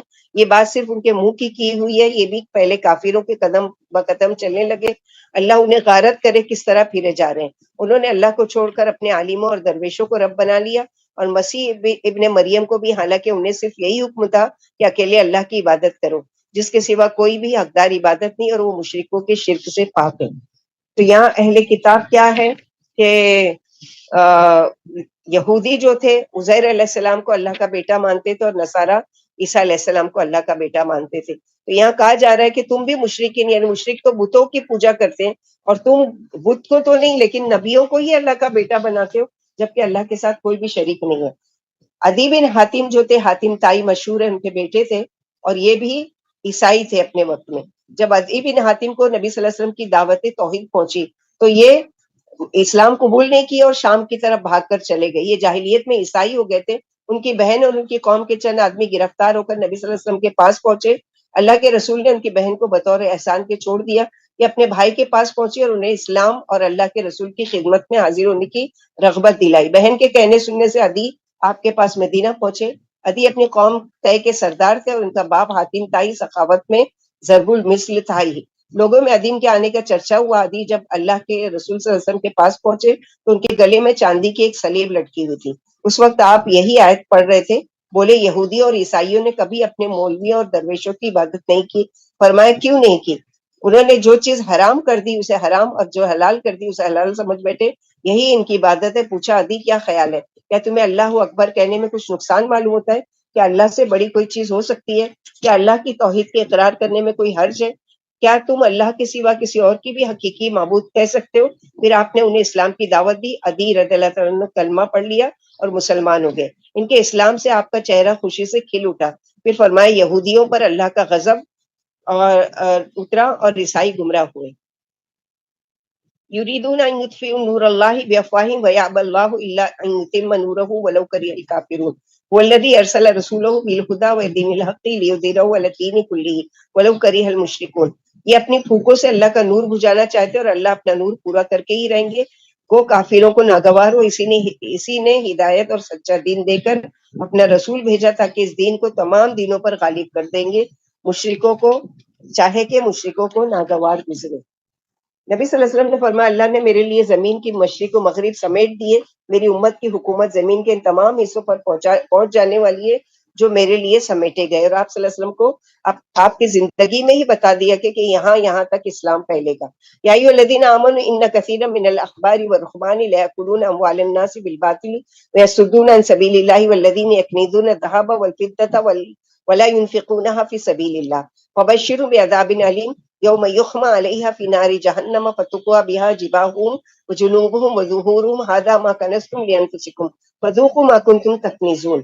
اے مسلمانوں، اکثر علماء اور فقراء ناحق لوگوں کا مال کھا جاتے ہیں اور لوگوں کو اللہ کی راہ سے روکتے ہیں، اور جو سونا چاندی جمع کر رکھتے ہیں اور اسے اللہ کی راہ میں خرچ نہیں کرتے، آپ انہیں ایک دردناک عذاب کی خوشخبری سنا دیجئے جس دن وہ خزانہ جہنم کی آگ میں تپایا جائے گا اور اس سے ان کی پیشانیاں، کروٹیں اور پشتیں داغی جائے گی، اور کہا جائے گا یہ ہے وہ جسے تم نے اپنے لیے جمع کر رکھا تھا، اب اپنے جمع ہوئے خزانے کا مزہ چکھو۔ نبی صلی اللہ علیہ وسلم نے فرمایا کہ تم پہلے لوگوں کے طریقوں پر قدم پقدم چلو گے؟ صحابہ نے پوچھا کیا یہودیوں اور عیسائیوں کے طریقوں پر؟ فرمایا ہاں، انہی کے طریقے پر۔ ایک روایت میں کیا فارسیوں اور رومانیوں کے طریقوں پر؟ آپ نے فرمایا ہاں ہاں۔ یہاں پر زکوٰۃ کا جو حکم ہے کہ مثلا اللہ کے نبی صلی اللہ علیہ وسلم نے 3 بار فرمایا سونے چاندی والوں کے لیے ہلاکت ہے۔ صحابہ گھبرا کر بولے پھر کون سا مال رکھیں؟ عمر رضی اللہ عنہ بولے میں اللہ کے رسول سے پوچھ لیتا ہوں۔ بولے یا رسول اللہ صلی اللہ علیہ وسلم، صحابہ کو یہ بات بہت بھاری معلوم ہوئی۔ انہوں نے پوچھا کہ ہم کون سا مال رکھیں؟ فرمایا ذکر کرنے والی زبان، شکر کرنے والا دل، اور دیندار بیوی جو دینی باتوں میں تمہاری مدد کرے۔ یعنی جمع کرنے کی چیز یہ ساری اچھی چیزیں ہیں، بجائے یہ کہ مال جمع کیا جائے اور وہ کیا جائے۔ زکوٰۃ کے بارے میں دیکھیں گے آگے آیتیں آئیں گی کہ کس طرح سے اللہ سبحانہ وتعالیٰ نے اس میں فرض کیا ہے۔ تو جو مال نہیں خرچ کرتے ان کی سخت وعید ہے کہ اسی مال کو، سونا ہے، چاندی ہے، پیسہ ہے، جو بھی جہنم میں اس کو تپایا جائے گا اور اس سے پھر ان کے چہروں کو، پیٹھوں کو، ان کے پہلوؤں کو داغا جائے گا۔ اللہم لا تجعلنا منہم، اللہم احفظنا منہم۔ اللہ تعالیٰ ہمیں پوری زکوٰۃ ادا کرنے کی توفیق عطا فرمائے۔ ان عدۃ الشہور عند اللہ 12 شہرا فی کتاب اللہ یوم خلق السماوات والارض منها 4 حرم ذلك الدین القیم فلا تظلموا فیہن انفسکم وقاتلوا المشرکین کافۃ کما یقاتلونکم کافۃ واعلموا ان اللہ مع المتقین۔ دیکھو اللہ کی کتاب میں مہینوں کی تعداد اسی دن سے 12 ہے جس دن اس نے زمین و آسمان بنائے، جن میں سے 4 حرمت والے مہینے ہیں۔ یہی سیدھا دین ہے، لہٰذا تم ان مہینوں میں اپنے اوپر ظلم نہ کرو اور تمام مشرکوں سے لڑو جیسے وہ تم سے لڑتے رہیں۔ یقین مانو اللہ تقویٰ والوں کے ساتھ ہے۔ نبی صلی اللہ علیہ وسلم نے حجۃ الوداع کے موقع پر اپنے خطبے میں فرمایا کان کھول کر سن لو، زمانہ گھوم گھام کر اپنی اصلی حالت پر آ گیا ہے جس پر اللہ نے آسمان و زمین پیدا کیے تھے۔ یعنی جیسے کہ دنیاوی اعتبار سے جو شمسی کیلنڈر ہے کہ جنوری سے لے کے دسمبر تک، ویسے ہی اللہ سبحانہ وتعالیٰ نے ہمارا جو قمری کیلنڈر ہے، جو اسلامی کیلنڈر ہے، وہ کب، جب زمین و آسمان کی پیدائش نہیں ہوئی تھی اس سے بھی 50,000 سال پہلے اللہ تعالیٰ نے یہ 12 مہینے مقرر کیے تھے، اور بتا دیے کہ اس میں 4 مہینے حرمت والے ہیں۔ یعنی حرمت والے جس میں جنگ و جدال یا کسی پر جنگ کرنا یا لڑنا جھگڑنا یا کسی پر ظلم کرنا منع کیا گیا تھا۔ تو وہ 4 مہینے کون سے ہیں؟ ہم جب تک جو کہتے ہیں کہ ہم اہل القرآن ہیں، یعنی ہم صرف قرآن پڑھیں گے، قرآن کو سمجھیں گے، قرآن کے ذریعے سے ہی ہم یعنی تفاسیر کریں گے یا جو بھی ہے، تو آپ صلی اللہ علیہ وسلم کی احادیث سے پتہ چلتا ہے یہاں پر اللہ تعالیٰ نے نام نہیں لیا کہ وہ 4 مہینے کون سے، لیکن آپ صلی اللہ علیہ وسلم کی حدیث سے پتہ چلتا ہے کہ حرمت والے مہینے 4 ہیں، محرم، رجب، ذی القعدہ اور ذی الحجہ، اور زمانہ گھوم گھوم کام کر اپنی اصلی حالت پر آ گیا ہے۔ تو یہ مہینے اللہ سبحانہ و تعالیٰ کے مقرر کرتا ہے، جس میں سے ابھی ہم جو رمضان میں داخل ہو چکے اللہ کے فضل و کرم سے، یہ مبارک مہینہ ہے، تمام مہینوں کا سردار، جیسے کہ جمعہ کا دن تمام مہینوں کا سردار ہے، اور یہ اسی مہینے میں آتا ہے۔ تو اللہ سبحانہ و تعالیٰ نے اس مہینے کو حرمت والا نہیں قرار دیا، بلکہ حرمت والا مہینہ کون سا ہے؟ رجب کا مہینہ، جس میں لوگ کثرت سے عمرے کے لیے جاتے تھے، اور پھر حج کے لیے لوگ ایک مہینے کے لیے نہیں بلکہ 3 مہینہ پہلے سے نکلتے تھے۔ تو ذی القعدہ، ذی الحجہ، محرم، یعنی امن سے حاجی چلے جائیں اور امن سے واپس آئے، کیونکہ پہلے کا ایروپلین یا شپ یا اس کے ایسے حج نہیں ہوتا تھا، بلکہ اونٹوں کی اور قافلوں کی شکل میں نکلتے تھے۔ اب یہ جب نکلتے تھے تو دوسرے جو راستے میں ڈاکہ ڈالنے والے وہ کیا کرتے تھے، ان کو پورا پورا قافلہ لوٹ لیا کرتے تھے۔ تو 4 مہینے کی حرمت اسی لیے کہ ان مہینوں میں کسی کے اوپر ہاتھ نہیں ڈالا جائے گا اور کسی کو لوٹا نہیں جائے گا۔ انما النسیء زیادۃ فی الکفر یضل بہ الذین کفروا یحلونہ عاما ویحرمون عاما لیواطئوا عدۃ ما حرم اللہ فیحلوا ما حرم اللہ زین لهم سوء اعمالهم واللہ لا یہدی القوم الکافرین۔ کفر میں، نسائی کفر میں زیادتی ہی ہے جس سے کافر گمراہ کر دیے گئے۔ کیا ایک مہینے کو 1 سال تو حلال جانتے اور اسی کو 1 سال حرام کر دیتے، یعنی اپنی مرضی سے۔ اب یہ مہینے 12 مہینے جو تھے اس میں 4 مہینے حرمت والے، جس میں ان کا جنگ کرنے کا دل چاہتا تھا، اس میں کیا کرتے تھے، رجب کو بنا دیتے تھے شعبان، یا پھر اس سے پہلے کا جمادی الاخر۔ تو یہاں پر اللہ تعالیٰ فرماتے کہ یہ اللہ تعالیٰ کی تقسیم ہے، تم اپنی مرضی سے اس کو حلال اور حرام نہیں کر سکتے، تاکہ اللہ کی حرمت والے مہینوں کی تعداد میں موافقت رہے۔ مگر اللہ نے جسے حرام کیا تھا اسے حلال مان لیں، انہیں ان کے یہ سیاہ کرتوت اچھے معلوم ہوتے ہیں، اور اللہ ایسے کافروں کو راہ نہیں سجاتے۔ تو یہاں پر منع کیا گیا جو اللہ تعالیٰ نے حرمت والے مہینے مقرر کر دیے وہ حرمت والا ہے، اس میں جنگ و جدال منع ہے، لہٰذا اپنی مرضی سے اس کو آگے پیچھے نہیں کرو۔ یا ایھا الذین آمنوا ما لکم اذا قیل لکم انفروا فی سبیل اللہ ثاقلتم الی الارض اردیتم الحیاۃ الدنیا من الآخرہ فما متاع الحیاۃ الدنیا فی الآخرۃ الا قلیل الا تنفروا يعذبكم عذابا علیما ویستبدل قوما غیرکم ولا تضروه شیئا واللہ علی کل شیء قدیر۔ مومنوں کیا بات ہے جب تم سے کہا جاتا ہے کہ اللہ کی راہ میں چل کھڑے ہو تو تمہیں زمین سونگ جاتی ہے، کیا تم آخرت کے بجائے دنیاوی زندگی سے خوش ہو؟ آخرت کے مقابلے میں تو دنیاوی زندگی کچھ بھی نہیں ہے۔ اگر تم روانہ نہ ہوئے تو اللہ تمہیں دردناک عذاب دیں گے اور تمہاری جگہ دوسری قوم لے آئیں گے، اور تم اللہ کا کچھ بھی نہیں بگاڑ سکتے، اور اللہ ہر چیز پر قادر ہے۔ ان پر عتاب ہے جو نبی صلی اللہ علیہ وسلم کے ساتھ غزوہ تبوک میں شریک نہیں ہوئے۔ اس وقت شدت کی گرمی پڑ رہی تھی، درختوں پر پھل پک گئے تھے اور سائے میں میٹھے ہو گئے تھے۔ نبی صلی اللہ علیہ وسلم نے شدت کی گرمی کے باوجود جنگ تبوک کی تیاری کا اعلان کیا۔ لمبا سفر تھا اس لیے کچھ لوگ اس میں حصہ نہ لے سکے۔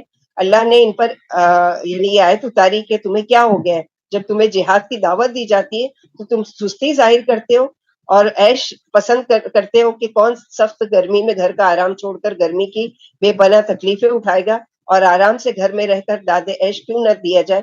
سخت افسوس ہے کہ تم آخرت کے بجائے دنیاوی کی زندگی کو ترجیح دیتے ہو۔ إلا تنصروه فقد نصره الله إذ أخرجه الذين كفروا ثاني اثنين إذ هما في الغار إذ يقول لصاحبه لا تحزن إن الله معنا فأنزل الله سكينته عليه وأيده بجنود لم تروها وجعل كلمة الذين كفروا السفلى وكلمة الله هي العليا والله عزيز حكيم۔ اگر تم آپ کی مدد نہ کرو گے، یعنی نبی صلی اللہ علیہ وسلم کی، تو اللہ نے آپ کی مدد کی اس وقت بھی جب آپ کو کافروں نے جلا وطن کیا، یعنی مکے سے نکال دیا، اور آپ 2 میں سے دوسرے تھے، یعنی ابو بکر صدیق اور نبی صلی اللہ علیہ وسلم، جب دونوں غار میں تھے، اور جب آپ اپنے رفیق سے فرما رہے تھے فکر نہ کرو، یاد رکھو اللہ ہمارے ساتھ ہے۔ آخرکار اللہ نے ان پر تسکین اتاری اور آپ کے ایسے لشکروں سے امداد فرمائی جنہیں تم نے دیکھا بھی نہیں تھا، اور کافروں کی بات گرا دی، اور بلند تو اللہ ہی ہے، خوب جاننے والے، اور اللہ سب سے غالب ہے اور بڑی حکمت والے۔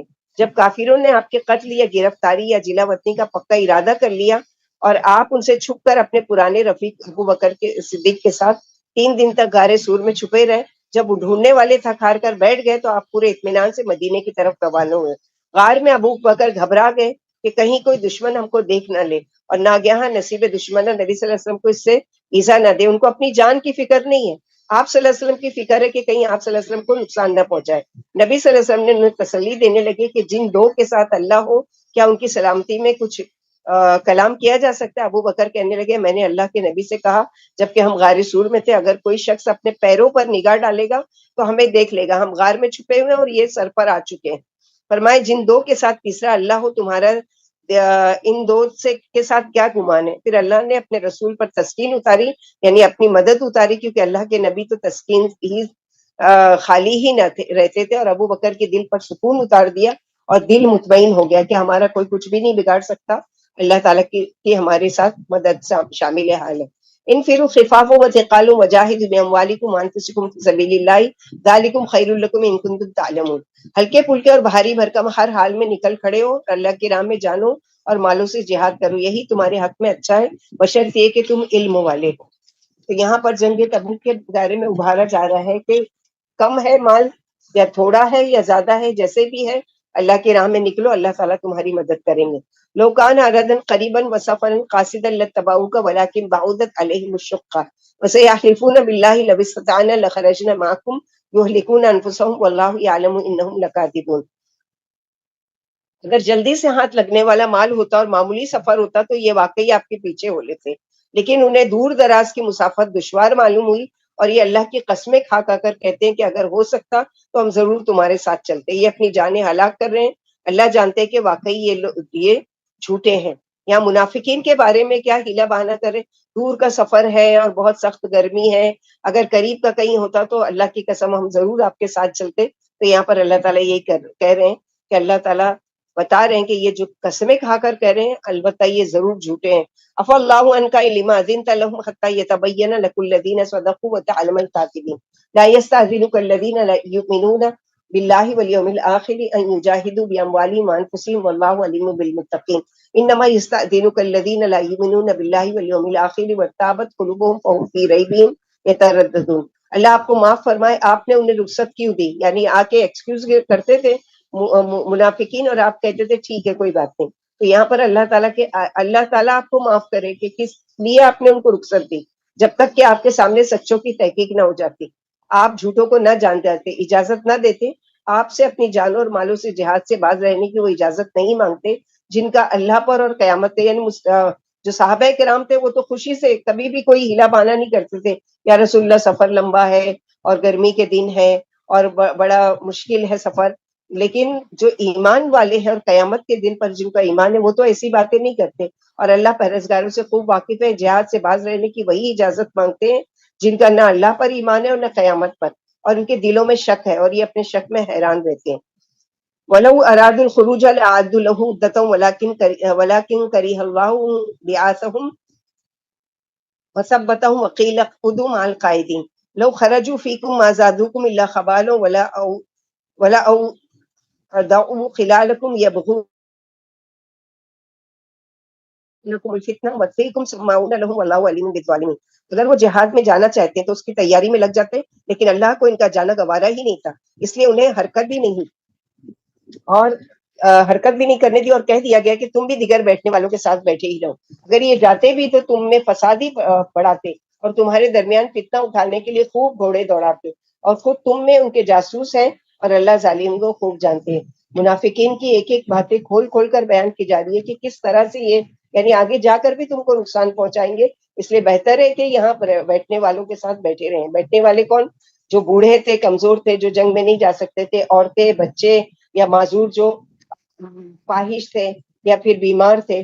لقد ابتغوا الفتنة من قبل وقلبوا لك الامور حتى جاء الحق وظهر امر الله وهم كارهون.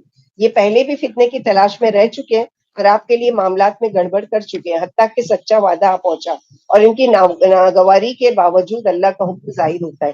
ومنهم من يقول ذلي ولا تفتني الا في الفتنة سقط وان جہنم لمحيطة بالكافرين. ان میں سے کوئی تو یہ کہتا ہے کہ مجھے اجازت دے دیجیے اور فتنے میں مبتلا نہ کیجیے, یاد رکھو وہ تو فتنے میں خود ہی پڑ چکے اور جہنم کافروں کو گھیرے ہوئے ہیں. یعنی کچھ ایسے ہیں جیسے کہ ایک یعنی یہ جو منافقین میں سے ایک تھا جد بن قیس سے اللہ کے رسول صلی اللہ علیہ وسلم کو پوچھا کیا عیسائیوں کو جلا وطن کرنے میں اس سال تم ہمارا ساتھ دو گے؟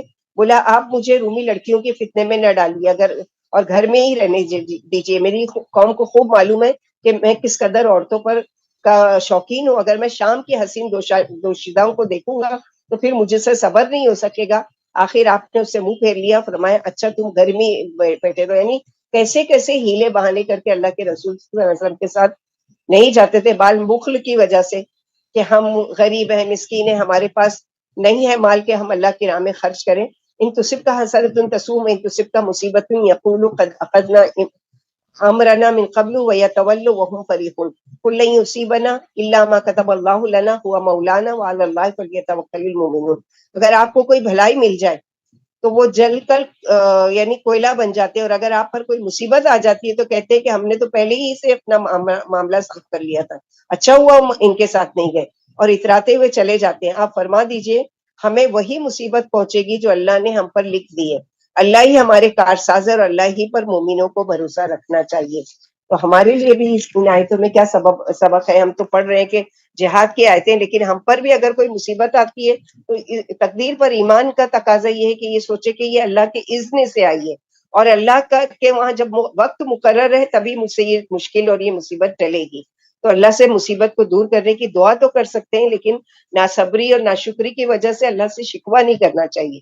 قل هل تربصون بنا الا احدى الحسنيين ونحن نتربص بكم ان يصيبكم الله بعذاب من عنده او بايدينا فتربصوا انا معكم متربصون قل انفقوا طوعا او كرها لن يتقبل منكم انكم كنتم قوما فاسقين وما منعهم ان تقبل منهم نفقاتهم الا انهم كفروا بالله وبرسوله ولا يأتون الصلاة الا وهم كسالى ولا ينفقون الا وهم كارهون.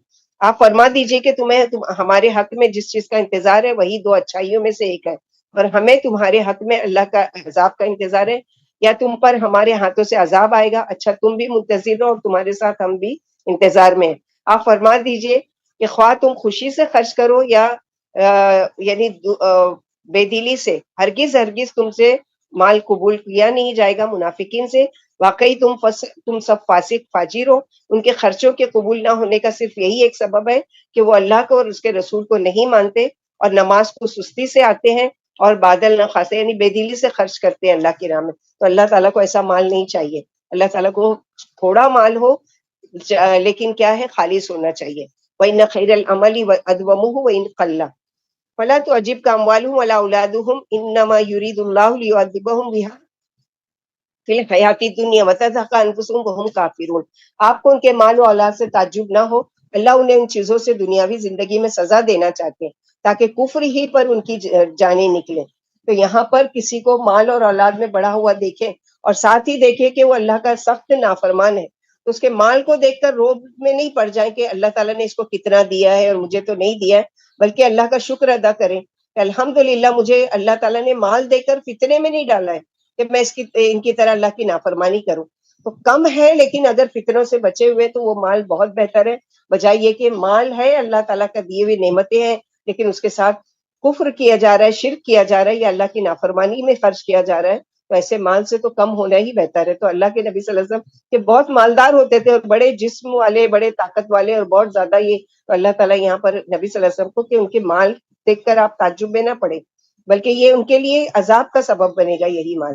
وَيَحْلِفُونَ بِاللَّهِ إِنَّهُمْ لَمِنكُمْ وَمَا هُمْ مِنكُمْ وَلَكِنَّهُمْ قَوْمٌ يَفْرَقُونَ لَوْ يَجِدُونَ مَلْجَأً أَوْ مَغَارَاتٍ أَوْ مُدَّخَلًا لَوَلَّوْا إِلَيْهِ وَهُمْ يَجْمَحُونَ.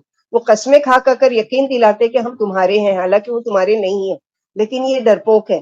اگر یہ کوئی پناہ گاہ یا غار یا سر چھپانے کی جگہ پالیں تو فوراً لگام توڑ کر اس کی طرف دوڑے. یعنی اللہ کو حفاظت کا ذریعہ نہیں مانتے، یہ بزدل ہے منافقین. اور یہ کیا کہتے ہیں کہ ہم تو تمہارے ساتھ ہیں، جیسے سورہ بقرہ میں پڑھتے ہیں ان معکم ومنهم من يلمزك في الصدقات فإن أوتوا منها ردوا وإن لم يؤتوا منها إذا هم يسخطون ولو أنهم ردوا ما آتاهم الله ورسوله وقالوا حسبنا الله سيؤتينا الله من فضله ورسوله إنا إلى الله راغبون. بعض ان میں سے وہ بھی ہیں جو صدقے کی تقسیم پر آپ پر نکتہ چینی کرتے ہیں، اگر انہیں کچھ صدقہ مل جائے تو خوش ہوتے ہیں اور اگر نہ ملے تو ناراض ہو جاتے ہیں. کاش یہ اللہ کے اور اس کے رسول کے دیے ہوئے پر راضی ہو جاتے اور یہ کہہ دیتے کہ ہمیں اللہ ہی کافی ہے. یقیناً اللہ اپنے فضل سے ہمیں بہت بہت کچھ دیں گے اور اس کا رسول بھی یقیناً ہم اللہ کی طرف رغبت رکھتے ہیں. ایک دفعہ آپ کے پاس زکوٰۃ کا مال آیا, آپ نے اسے ادھر ادھر بانٹ کر سب ختم کر دیا. ایک انصاری بولا یا رسول اللہ صلی اللہ علیہ وسلم آپ نے انصاف سے کام نہیں لیا. اس پر اللہ تعالیٰ نے یہ آیت اتاری کہ اللہ اور اس کا رسول انصاف نہیں کرے گا تو اور کون کرے گا. انما الصدقات للفقراء والمساکین والعاملین علیہا والمؤلفۃ قلوبہم وفی الرقاب والغارمین وفی سبیل اللہ وابن السبیل فریضۃ من اللہ واللہ علیم حکیم.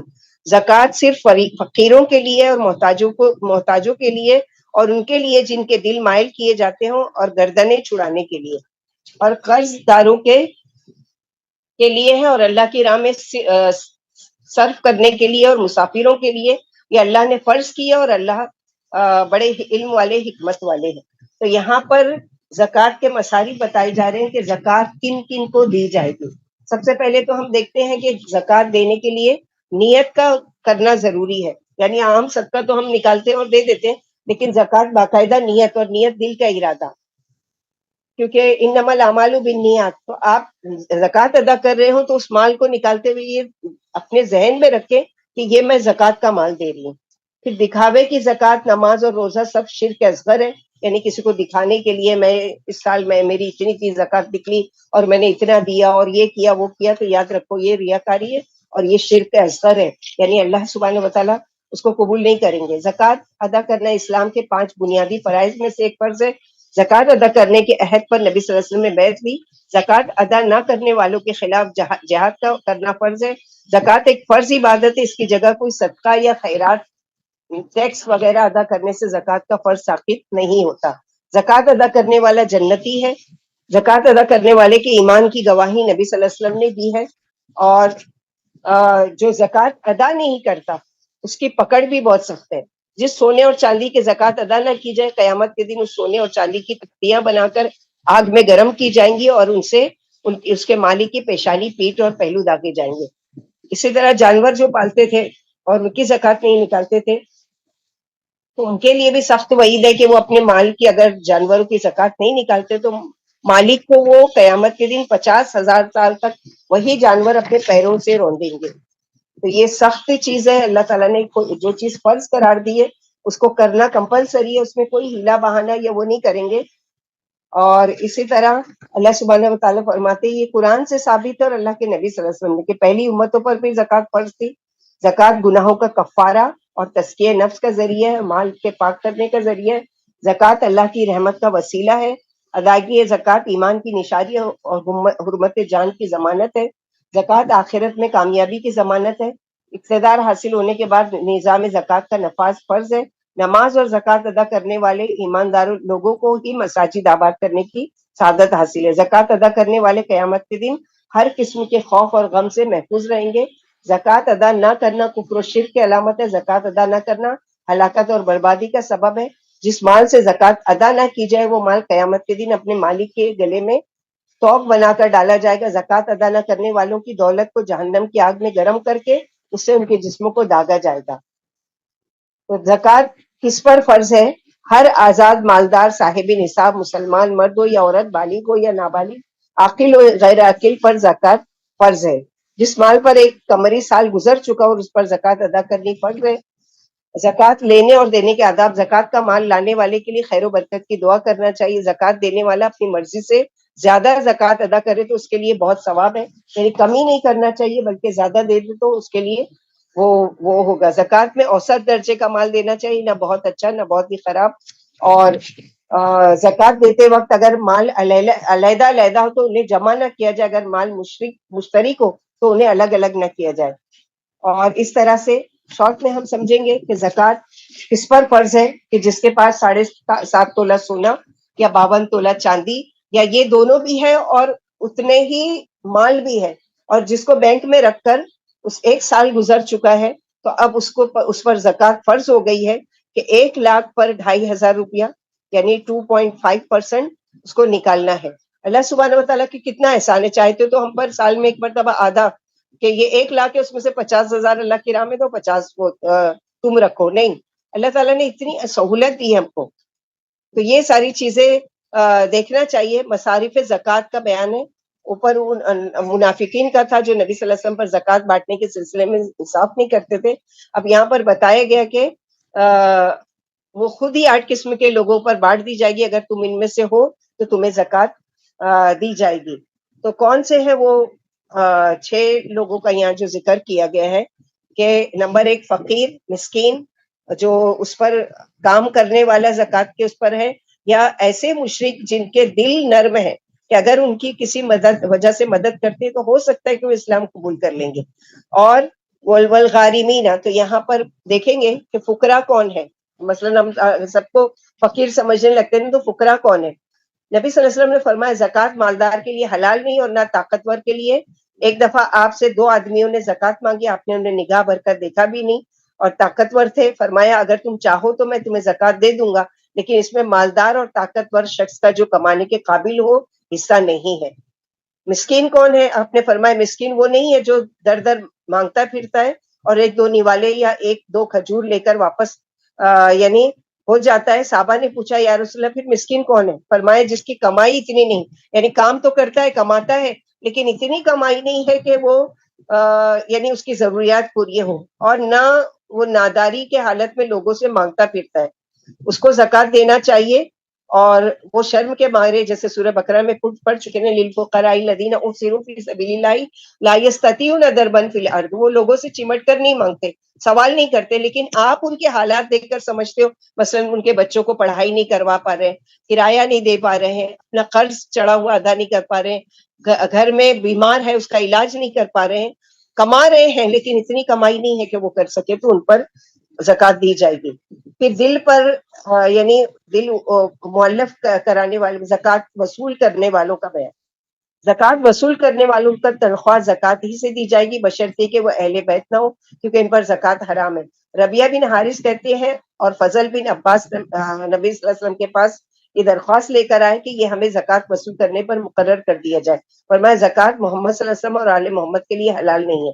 زکوٰۃ لوگوں کے ہاتھوں کا میل ہے اور یہ مال کی تزکیہ ہے, لہذا حقداروں تک پہنچے گا. تو اگر کوئی ایسا ہے کہ جو زکوٰۃ وصولی کے لیے جاتا ہے تو اس کو تنخواہ بھی دی جائے گی. ظاہر ہے کہ وہ اس کام میں لگ گیا تو اپنا کام کب کرے گا, تو پھر اس کے لیے بھی اس میں زکوٰۃ میں سے اس کو تنخواہ دی جائے گی. پھر اسی طرح بعض غیر مسلموں کو اسلام لانے کے لیے زکوٰۃ دی جا سکتی ہے, جیسے نبی صلی اللہ علیہ وسلم نے حنین کے مال غنیمت میں سے صفوان بن امیہ کا بھی حصہ لگایا تھا, حالانکہ وہ مشرک تھا. کہتا ہے آپ مجھے دیتے رہے حتیٰ کہ آپ میری نگاہ میں سب سے زیادہ محبوب ہو گئے, جبکہ آپ سے مجھے سخت نفرت تھی. بعض مسلمانوں کو اسلام پر ثابت قدمی اور پختگی کے لیے بھی زکوٰۃ دی جاتی ہے. چنانچہ آپ نے حنین کے مال میں غنیمت میں سے تلقا کو یعنی 9 مسلم سرداروں کو 100 اونٹ دے کر فرمایا کہ میں کسی شخص کو جبکہ اس کا غیر مجھے زیادہ پیارا ہوتا ہے, میں اس ڈر سے دے دیتا ہوں کہ کہیں اسے اللہ جہنم کی آگ میں اوندھے منہ نہ گرا دے. ایک دفعہ علی رضی اللہ تعالیٰ نے آپ کے پاس مٹی میں ملا ہوا کچھ سونا بھیجا, آپ نے اسے ان 4 شخصوں اقرا, عینیہ, علقمہ اور زید الخیر میں بانٹ دیا اور فرمایا کہ میں ان کے دل مائل دیکھتا ہوں, یعنی ان کے دل میں نرمی ہے, ہو سکتا ہے کہ وہ اسلام قبول کر لیں. بعض کو اس لیے دیا جاتا ہے کہ اس جیسے اشخاص کے مسلمان ہونے کی امید ہوتی ہے, اور بعض کو اس لیے کہ وہ آس پاس والوں سے زکوٰۃ وصول کر کے پہنچا دے, اور بعض کو اس لیے کہ وہ اپنے ارد گرد کے دشمنوں کی دیکھ بھال رکھے اور انہیں اسلامی سرحدوں میں گھسنے نہ دے. بہرحال ان احکام کی تفصیل یعنی ڈیٹیل ہے اس طرح سے. پھر گردن چھڑانے پر, گردن کا چھڑانا اس لیے مطلب یہ ہے کہ مکاتبوں کی کتابت کی قسطیں ادا کرنے میں, یعنی کوئی اگر یہ ہو گیا ہے مثلا کوئی جیل میں ہے اور اس کی ضمانت دینی ہے تاکہ اس کی گردن چھوٹ جائے, تو اس پہ بھی آج کے دور میں تو غلام نہیں ہے, لیکن ایسے اس کے لیے بھی مال کو خرچ کیا جا سکتا ہے, زکوٰۃ میں سے اس کی ضمانت کے لیے پیسہ دے کے تاکہ اس کی گردن یعنی اس کو آزادی مل جائے. پھر غلام آزاد کرنے کی فضیلت, غلام آزاد کرنے اور گردن چھڑانے کے سلسلے میں بہت سی حدیثیں ہیں. اللہ آزاد کرنے والے کا ایک ایک عضو آزاد کیے جانے والے کے ایک ایک عضو کے بدلے, یہاں تک کہ اس کی شرمگاہ کے بدلے جہنم سے آزاد فرما دیتے ہیں. پھر اسی طرح ایک دفعہ کسی نے آپ سے پوچھا کہ کوئی ایسا عمل بتا دیجئے جو مجھے جنت سے قریب اور جہنم سے دور کر دے. فرمایا غلام آزاد کرو اور گردن چھڑاؤ.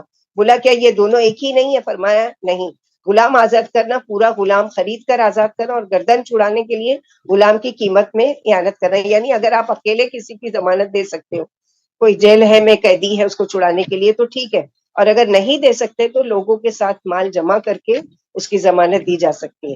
پھر اسی طرح قرض داروں کا بیان کہ ان کی بھی کئی قسمیں، مثلا کوئی شخص کسی کا بوجھ اپنے اوپر لے لے یا قرض کی ضمانت لے لے اور قرض اس کے ذمے واجب ہو جائے، جس میں اس کا سارا مال چلا جائے اور خود قرض دار بھی ہو جائے، یا کوئی کسی برے کام کے لیے قرض لے لے مگر بعد میں توبہ کر لے اور قرض اس کے ذمے باقی رہے۔ یعنی بہت سے لوگ ایسے ہیں کہ قرض کی وجہ سے بےچارے ٹینشن کی وجہ سے یا تو ایسے حرام کام کرتے ہیں، یعنی خودکشی وغیرہ کر لیتے کہ ہم کہاں سے ادا کریں گے، یا پھر ایسے ہے کہ مجبوری کی حالت میں ان لوگوں نے اپنے پیپرز کو یا اپنے زیورات کو گروی رکھ دیا مارواڑیوں کے وہاں، اب ہر مہینے اس کا سود دیتے ہیں، تو ظاہر ہے کہ گناہ کا کام ہو رہا ہے نا ان سے مجبوری کی حالت میں۔ تو ان کا اصل مال دے کر زکوٰۃ سے ان کی گردن کو چھڑا دو۔ یہ بھی گردن چھڑانے میں آتا ہے کہ اس طرح سے آپ کیا کریں گے، ان کو کہیں کہ آپ اپنا جو سود ہے جو دینا ہے وہ آپ اپنے مال سے ادا کیجیے، ہم آپ کے یہ جو اصل مال ہے وہ آپ کا چھڑا دیتے ہیں تاکہ اگلے مہینے سے آپ کو زکوٰۃ نہ دینی پڑے، سود نہ دینا پڑے۔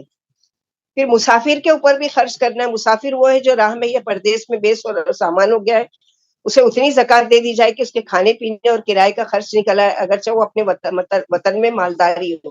اگر کوئی سفر کا ارادہ کر رہا اور اس کے پاس سفر کا خرچ نہ ہو تو اسے بھی آمد و رفت کا کرایہ اور کھانے پینے کا خرچ زکوٰۃ میں دینا یعنی حلال ہے۔ زکوٰۃ وصول کرنے والے کو، زکوٰۃ خریدنے والے کو، قرض دار کو، اللہ کی راہ میں جہاد کرنے والے کو اور زکوٰۃ ہدیے میں پائے جانے والوں کو۔ اور یاد رکھیں کہ سب سے پہلے مستحق اپنے رشتے دار ہیں۔ اگر رشتے دار قریبی ہیں اور وہ ضرورت مند ہیں تو سب سے پہلے ان پر، کیونکہ ان کو پر خرچ کرنے کا کیا ہے، دوہرا اجر ہے۔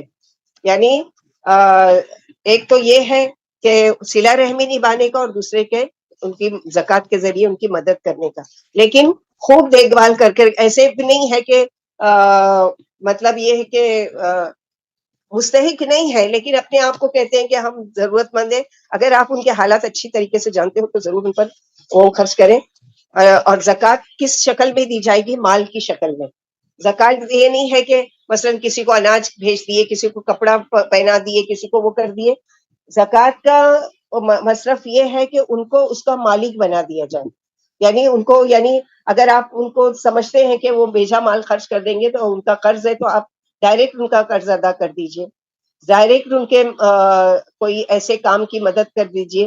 لیکن یہ ہے کہ اگر ان کو ڈر ہو، لیکن یہ نہیں کر سکتے کہ ان کو اسی زکوٰۃ کے ذریعے سے اناج بھیج دیں کہ وہ بھوکے ہیں، کیونکہ اس مہینے میں ماشاءاللہ خیر کے اتنے کام ہوتے ہیں کہ ہر کوئی اناج دیتا ہے۔ وہ کیا کرتے ہیں، آپ سے اناج لیتے اور لے جا کے دکان میں بیچ دیتے کہ ہمارے پاس پہلے ہی بہت ہے، ہم کو مال چاہیے، کہ ہم کو مطلب کرایہ دینا ہے یا بچے کی فیس دینا ہے یا پھر یہ کہ وہ کرنا ہے۔ تو پوری زکوٰۃ، اور زکوٰۃ کا طریقہ کیا ہے کہ زکوٰۃ کا پورا مال جو ہے اپنے پیسے کا پورا حساب لیا جائے جس کو 1 سال گزر چکا ہے اور آپ کے پاس ہے، اور نصاب کو جو پہنچ چکا ہے 7.5 تولہ سونا یا اس سے بھی زیادہ۔ اب بعض لوگ سوال کرتے ہیں اچھا میرے پاس 18 تولہ ہے، اب میں کیا 7.5 تولہ مائنس کر کے دوں؟ تو نہیں، اللہ کو دھوکہ مت دو۔ 1 سے لے کر 18 تک کا پورا ٹوٹل سونا سنار کے پاس جا کے وزن کرانا ہے، وہ اس کی قیمت نکالے گا، اور اس کی قیمت نکالنے کے بعد جو بیچنے کی قیمت اس دن کی ہوگی اس دن اس کی زکوٰۃ ادا کی جائے گی۔ واللہ اعلم بالصواب۔ اس میں بھی اختلاف ہے، بعض کہتے ہیں کہ اس دن کی خریدنے کی، اب خریدنے کی اگر وہ کی جائے تو کتنا زیادہ مہنگا سونا ہے اور کتنی پھر زکوٰۃ؟ تو بعض نے کہا ہے کہ نہیں، اللہ یعنی اجازت دی گئی ہے کہ جو بیچنے کی قیمت ہوگی اس کے حساب سے زکوٰۃ نکالی جائے گی۔ تو زکوٰۃ پوری ادا کرنا ہے، اور ہمارے وہاں چونکہ ایک وہ بن گیا ہے نیکی کی نیت سے کہ رمضان میں ہی ادا کرنا ہے، اب ہم ہر رمضان میں ادا کرتے ہیں تو پھر وہ سال رمضان میں ہی ہوتا ہے، ورنہ کسی مال کو خرید کر یا اس کو رکھ کر 1 سال گزر چکا ہے، چاہے کہ وہ کسی بھی مہینے میں ہو، اس کی زکوٰۃ نکالی جائے گی۔ زکوٰۃ پیشگی بھی دی جا سکتی ہے، یعنی آپ شروع کر دیتے ہیں، مثلا کوئی آپ کے پاس ضرورت مند آیا اور اس نے سوال کیا، اب آپ نے نیت کی ہے کہ مجھے ہی زکوٰۃ میں سے دینا ہے، اپنا مال تو نکالنا ہے، تو اس کو پہلے ہی ایڈوانس میں اس میں سے دے سکتے ہیں، باقی کا حساب کرنے کے بعد اس میں سے مائنس کریں گے کہ اتنا میں دے چکی اور اتنا باقی ہے۔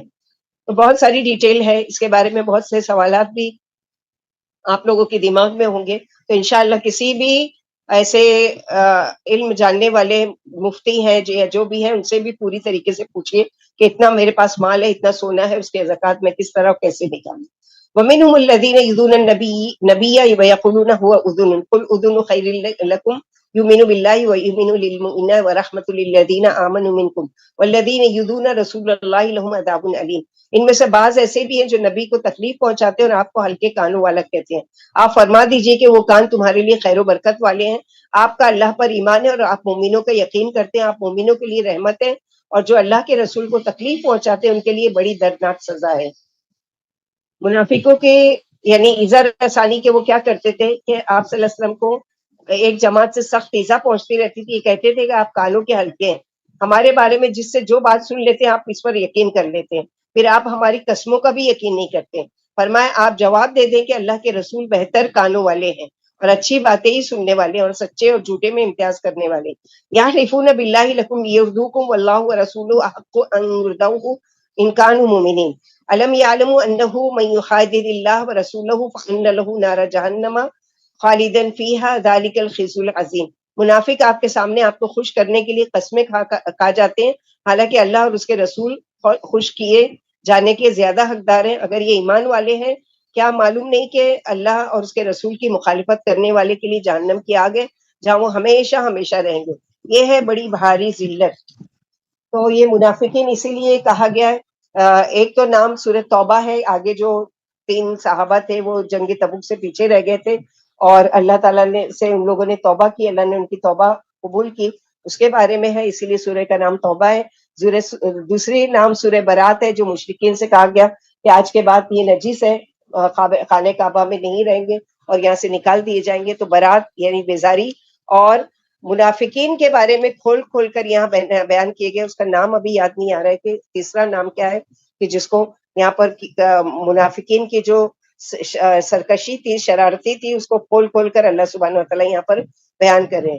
یحذر المنافقون ان تنزل علیہم سورۃ تنبئہم بما فی قلوبہم قل استہزئوا ان اللہ مخرج ما تحذرون. منافق ڈرتے رہتے ہیں کہ کہیں مسلمانوں پر کوئی صورت نہ اترے، یعنی ہم کوئی چھپے چھپے کام کریں اور اللہ تعالیٰ تو غیب کا علم جاننے والے ہیں، کہیں صورتیں نازل نہ ہو جائے، کہیں کوئی آیت ہمارے خلاف نہ نازل ہو جائے جو ان کے دلوں کی باتیں مسلمانوں پر ظاہر کرتے. آپ فرما دیں کہ تم مذاق ہی اڑاتے رہو، اللہ تو اسے ظاہری کریں گے جس کا تمہیں کھٹکا لگا ہوا ہے. یعنی اللہ سبحانہ وتعالیٰ کھول کھول کر بیان کرتے ہیں. حالانکہ کہیں بھی قرآن میں آپ یہ نہیں دیکھیں گے کہ کسی منافق کا نام لیا گیا، لیکن ان کی حرکتیں، ان کی عادتیں اور ان کے طور طریقے یہ ساری چیزیں بتا دی گئے.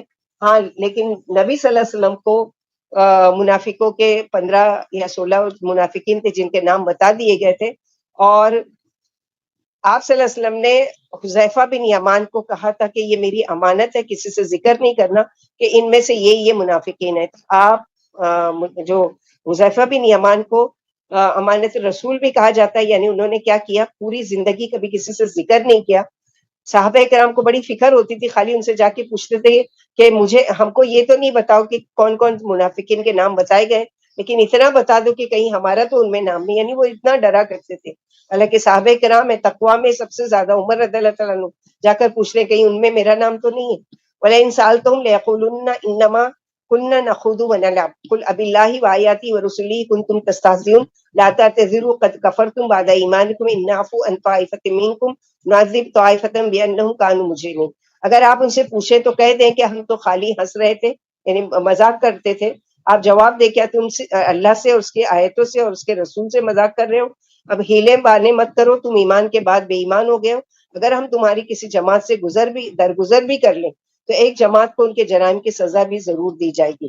یعنی اللہ کے نبی صلی اللہ علیہ وسلم تو ہر ایک کے ساتھ یعنی نرمی کا معاملہ کرتے تھے، لیکن اللہ سبحانہ وتعالیٰ کے یہاں معافی نہیں ہے ایسے منافقین کی، بلکہ ان کی سزا جیسے سورہ نساء میں پڑھ چکے کہ مشرکوں سے بھی زیادہ من الدرک الاسفل من النار، جہنم کے سب سے نچلے طبقے میں یہ ہوں گے. المنافقون والمنافقات بعضهم من بعض یامرون بالمنکر وینہون عن المعروف ویقبضون ایدیہم نسوا اللہ فنسیہم ان المنافقین هم الفاسقون وعد اللہ المنافقین والمنافقات والکفار نار جہنم خالدین فیہا ہی حسبهم ولعنہم اللہ ولہم عذاب مقیم. منافق خواہ مرد ہو یا عورتیں ایک ہی ہیں، جو برائیاں سکھاتے اور بھلائیوں سے روکتے ہیں اور اپنی مٹھیاں بند رکھتے ہیں، یعنی خرچ نہیں کرتے اللہ کی راہ میں. یہ اللہ کو بھول گئے، پھر اللہ بھی انہیں بھول گئے. یقیناً منافق بڑے نافرمان ہیں. اللہ نے منافق مردوں اور عورتوں سے اور کافروں سے جہنم کی آگ کا وعدہ فرمایا ہے جن میں ہمیشہ ہمیشہ رہیں گے. یہ آگ انہیں کافی ہے اور اللہ نے ان پر لعنت فرمائی ہے اور انہیں کے لیے دائمی عذاب ہے۔ تو اس سے کیا پتہ چلتا ہے کہ اللہ تعالیٰ نے یہ بھی بتا دیا کہ منافق صرف مرد نہیں ہوتے بلکہ منافق عورتیں بھی ہوتی ہیں۔ اور یہ عورتیں کیا کام کرتی تھی؟ صحابیات کے گھروں میں جا کے، امہات المومنین کے گھروں میں جا کے، اور کیا کیا کرتی تھی؟ فتنے میں ڈالتی تھی کہ مال غنیمت میں اتنا اتنا مال آیا ہے، پھر بھی تم لوگ فقر و فاقہ کی زندگی گزار رہے ہو، اور تم سے اچھے تو وہ ہیں کہ جن کو مال غنیمت میں سے حصہ ملا، اور یہ وہ اس طرح سے دلوں میں ان لوگوں کے ایک طرح سے وہ بے چینی ڈال دیتے تھے۔ تو اللہ تعالیٰ نے یہاں پر کہ ان سب پر لعنت ہے اللہ کی۔ کالذین من قبلکم کانوا اشد منکم قوۃ واکثر اموالا واولادا فاستمتعوا بخلاقهم فاستمتعتم بخلاقکم کما استمتع الذین من قبلکم بخلاقهم وخضتم کالذی خادوا اولئک حبطت اعمالهم فی الدنیا والآخرہ واولئک هم الخاسرون۔ یہ عذاب ان لوگوں کے عذاب کی مانند ہے جو تم سے پہلے تھے اور تم سے قوت میں بھی بڑھے ہوئے تھے، اور ان کے پاس تم سے زیادہ مال بھی تھا اور اولاد بھی۔ وہ اپنے حصے سے فائدہ اٹھا گئے، پھر تم نے بھی اپنے حصے سے فائدہ اٹھا لیا جیسے تم سے پہلوں نے اپنے حصے سے فائدہ اٹھایا، اور تم نے اس طرح یعنی کج بحثی کی جیسے انہوں نے کی تھی۔ ان کے عمل دنیا اور آخرت میں برباد ہو گئے، اور یہی بڑا بھاری نقصان ہے۔ یعنی ان پر دنیا اور آخرت میں اللہ کا وہی عذاب ہوا جو ان سے پہلے پر ہوا تھا۔ خلاق سے دین مراد ہے، یعنی جیسے جیسے پہلے جھوٹ اور باطل میں پھنسے رہے، حق کے خلاف بحثیں کرتے رہے، مذاق اڑاتے رہے، یہی حال ان کا بھی ہے۔ الم یاتہم نبأ الذین من قبلہم قوم نوح وعاد وثمود وقوم ابراہیم واصحاب مدین والمؤتفکات اتتهم رسلهم بالبینات فما کان اللہ لیظلمهم ولکن كانوا انفسهم یظلمون۔ کیا ان کے پاس ان سے پہلوں کی قوم نوح کی، عادیوں کی، سمودیوں کی، قوم ابراہیم کی، مدین والوں کی اور الٹی ہوئی بستیوں والوں کی خبریں نہیں پہنچی؟ ان کے پاس ان کے رسول کھلی کھلی دلیلیں لے کر آئے۔ پھر اللہ کی یہ شان نہ تھی کہ ان پر ظلم کرتے، لیکن وہ خود ہی اپنے اوپر ظلم کرتے۔ یعنی شرک کر کے کیا ہے، انسان اپنے آپ پر ظلم کرتا ہے اور جہنم کا مستحق خود اپنے آپ کو ٹھہراتا ہے۔ منافق کی مردوں اور عورت کی باتیں کی گئی، اب یہاں مومن مردوں اور عورتوں کی تعریف کی گئی ہے۔ والمؤمنون والمؤمنات بعضهم اولیاء بعض یامرون بالمعروف وینہون عن المنکر ویقیمون الصلاۃ ویؤتون الزکاۃ ویطیعون اللہ ورسولہ اولئک سیرحمهم اللہ ان اللہ عزیز حکیم۔ مومن خواہ مرد ہو یا عورتیں آپس میں ایک دوسرے کے دوست ہیں، یہ لوگوں کو اچھی باتوں کی رغبت اور بری باتوں سے نفرت دلاتے ہیں، نماز قائم رکھتے ہیں، زکوٰۃ نکالتے ہیں اور اللہ اور رسول کی تابع داری کرتے ہیں۔ عنقریب اللہ انہیں پر اپنی مہربانی فرمائیں گے، واقعی اللہ بڑی عزت بخشنے والے ہیں۔ تو یہاں پر یہ بتایا گیا کہ مومنوں کی تعریف کی گئی ہے کہ مومن کی تعریف کیا ہے اور ان کے لیے وعدہ کیا ہے۔ یعنی منافقین کے لیے تو جہنم کے نچلے درجے کا وعدہ ہے، لیکن مومن مرد اور عورتیں جو زکوٰۃ بھی دیتے ہیں، نماز بھی قائم کرتے ہیں، اللہ پر ایمان لاتے ہیں، اللہ کے رسول کی اطاعت کرتے ہیں، ان کے لیے وعد اللہ المؤمنین والمؤمنات جنات تجری من تحتها الانہار خالدین فیہا ومساکن طیبۃ فی جنات عدن ورضوان من اللہ اکبر ذلک هو الفوز العظیم۔ اللہ نے مومن مردوں اور عورتوں سے جنت کے ایسے باغوں کا وعدہ فرمایا ہے جن کے اندر نہریں جاری ہیں اور جہاں وہ ہمیشہ ہمیشہ رہیں گے، اور ان پاکیزہ محلوں کا بھی جو ان میں ہمیشگی والی جنتوں میں ہوں گے، اور اللہ کی رضا بہت ہی بڑی چیز ہے، یہی سب سے بھاری کامیابی ہے۔ نبی صلی اللہ علیہ وسلم نے فرمایا اللہ جنت والوں کو آواز دیں گے، وہ لبیک وسعدیک والخیر فی یدیک، اے بھلائیوں کے مالک ہم حاضر ہیں، کہتے ہوئے آگے بڑھیں گے۔ اللہ تعالیٰ پوچھیں گے اب تم خوش ہو؟ عرض کریں گے بھلا کیوں نہ خوش ہو، آپ نے ہمیں وہ نعمتیں عطا فرمائی جو کسی کو بھی نہیں ملی۔ اللہ سبحانہ وتعالیٰ فرمائیں گے کیا میں ان تمام نعمتوں سے ایک اور افضل نعمت تم کو نہ دوں؟ عرض کریں گے اے رب ان تمام نعمتوں سے افضل نعمت اب کون سی ہو سکتی ہے؟ اللہ سبحانہ وتعالیٰ فرمائیں گے آج سے میں نے اپنی رضا تمہارے لیے حلال کر دی، میں تم سے اب کبھی بھی ناراض نہیں ہوں گا۔ اللہم اجعلنا منہم، اللہم انی اسألک رضاک والجنہ۔ جب جنت والے جنت میں چلے جائیں گے تو اللہ ان سے فرمائیں گے اگر کچھ اور چاہتے ہو تو میں تمہیں کچھ اور دوں۔ عرض کریں گے اے رب جو کچھ آپ نے ہمیں دیا ہے اس سے بڑھ کر اور کیا نعمت ہو سکتی ہے؟ فرمائیں گے اللہ سبحانہ وتعالیٰ کہ میری رضا ساری نعمتوں سے بڑھ کر ہے۔ یعنی ایک تو نعمت دے دینا، ایک یہ کہ خوشی سے کسی کو دینا۔ یا ایھا النبی جاہد الکفار والمنافقین واغلظ علیہم ومأواہم جہنم وبئس المصیر یحلفون باللہ ما قالوا وَلَقَدْ قَالُوا كَلِمَةَ الْكُفْرِ وَكَفَرُوا بَعْدَ إِسْلَامِهِمْ وَهَمُّوا بِمَا لَمْ يَنَالُوا وَمَا نَقَمُوا إِلَّا أَنْ أَغْنَاهُمُ اللَّهُ وَرَسُولُهُ مِنْ فَضْلِهِ فَإِنْ يَتُوبُوا يَكُنْ خَيْرًا لَهُمْ وَإِنْ يَتَوَلَّوْا يُعَذِّبْهُمُ اللَّهُ عَذَابًا أَلِيمًا۔ فی الدنیا والآخرہ وما لہم فی الارض من ولی ولا نصیر. اے نبی کافروں اور منافقوں سے جہاد کرتے رہو اور ان پر سختی کرتے رہو، ان کا ٹھکانہ جہنم ہے جو بدترین مقام ہے. یہ قسمیں کھا کر کہتے ہیں کہ ہم نے یہ بات نہیں سنی، حالانکہ یہ واقعی کفریہ کلمہ ان کے منہ سے نکل چکا ہے اور یہ اسلام کے بعد بے ایمان ہو گئے. یہ اس حرکت کا عزم بھی کر چکے جو پوری نہ ہو سکی. یہ اس بات کا بدلہ لے رہے ہیں کہ اللہ نے انہیں اپنے فضل سے مالدار بنا دیا، اور اس کے رسول نے بھی پھر اگر یہ توبہ کر لیں تو ان کے حق میں اچھا ہی ہے، اور اگر منہ موڑ لیں تو اللہ انہیں دنیا و آخرت میں سخت دردناک عذاب سزا دیں گے، اور کوئی بھی دنیا میں ان کا دوست اور مددگار نہیں ہوگا. تو یہاں کافروں حکم ہے کہ کافروں اور منافقوں سے جہاد کرتے رہو، ان سے سختی سے پیش آتے رہو، کیونکہ یہ کیا کرتے تھے پیچھے سے اللہ اور اس کے رسول کے بارے میں یعنی ایسی ایسی باتیں کیا کرتے تھے جو اللہ کے رسول کو جب پتہ چلتی تھی تو بہت سخت دل ناراض ہوتا تھا آپ کا، اور بہت دل دکھتا تھا کہ یہ کیسے، جیسے کہ آگے آئے گا کہ اگر ہم عزت والے ہم مدینے میں داخل ہوئے تو عزت والے ہم ہی ہیں اور ہم ذلیلوں کو باہر نکالیں گے، یعنی نعوذ باللہ محمد صلی اللہ علیہ وسلم کو اور ان کے ساتھیوں کو ذلیل کہہ رہے ہیں. تو یہ دل دکھانے والی بات ہے. تو اللہ سبحانہ وتعالیٰ یہاں پر یہ کہہ رہے ہیں کہ اگر یہ توبہ کر لیتے ہیں ان باتوں سے تو اللہ تعالیٰ معاف کرنے پر قادر ہے، اور اگر نہیں تو اللہ ان کو سخت سزا دینے پر بھی قادر ہے.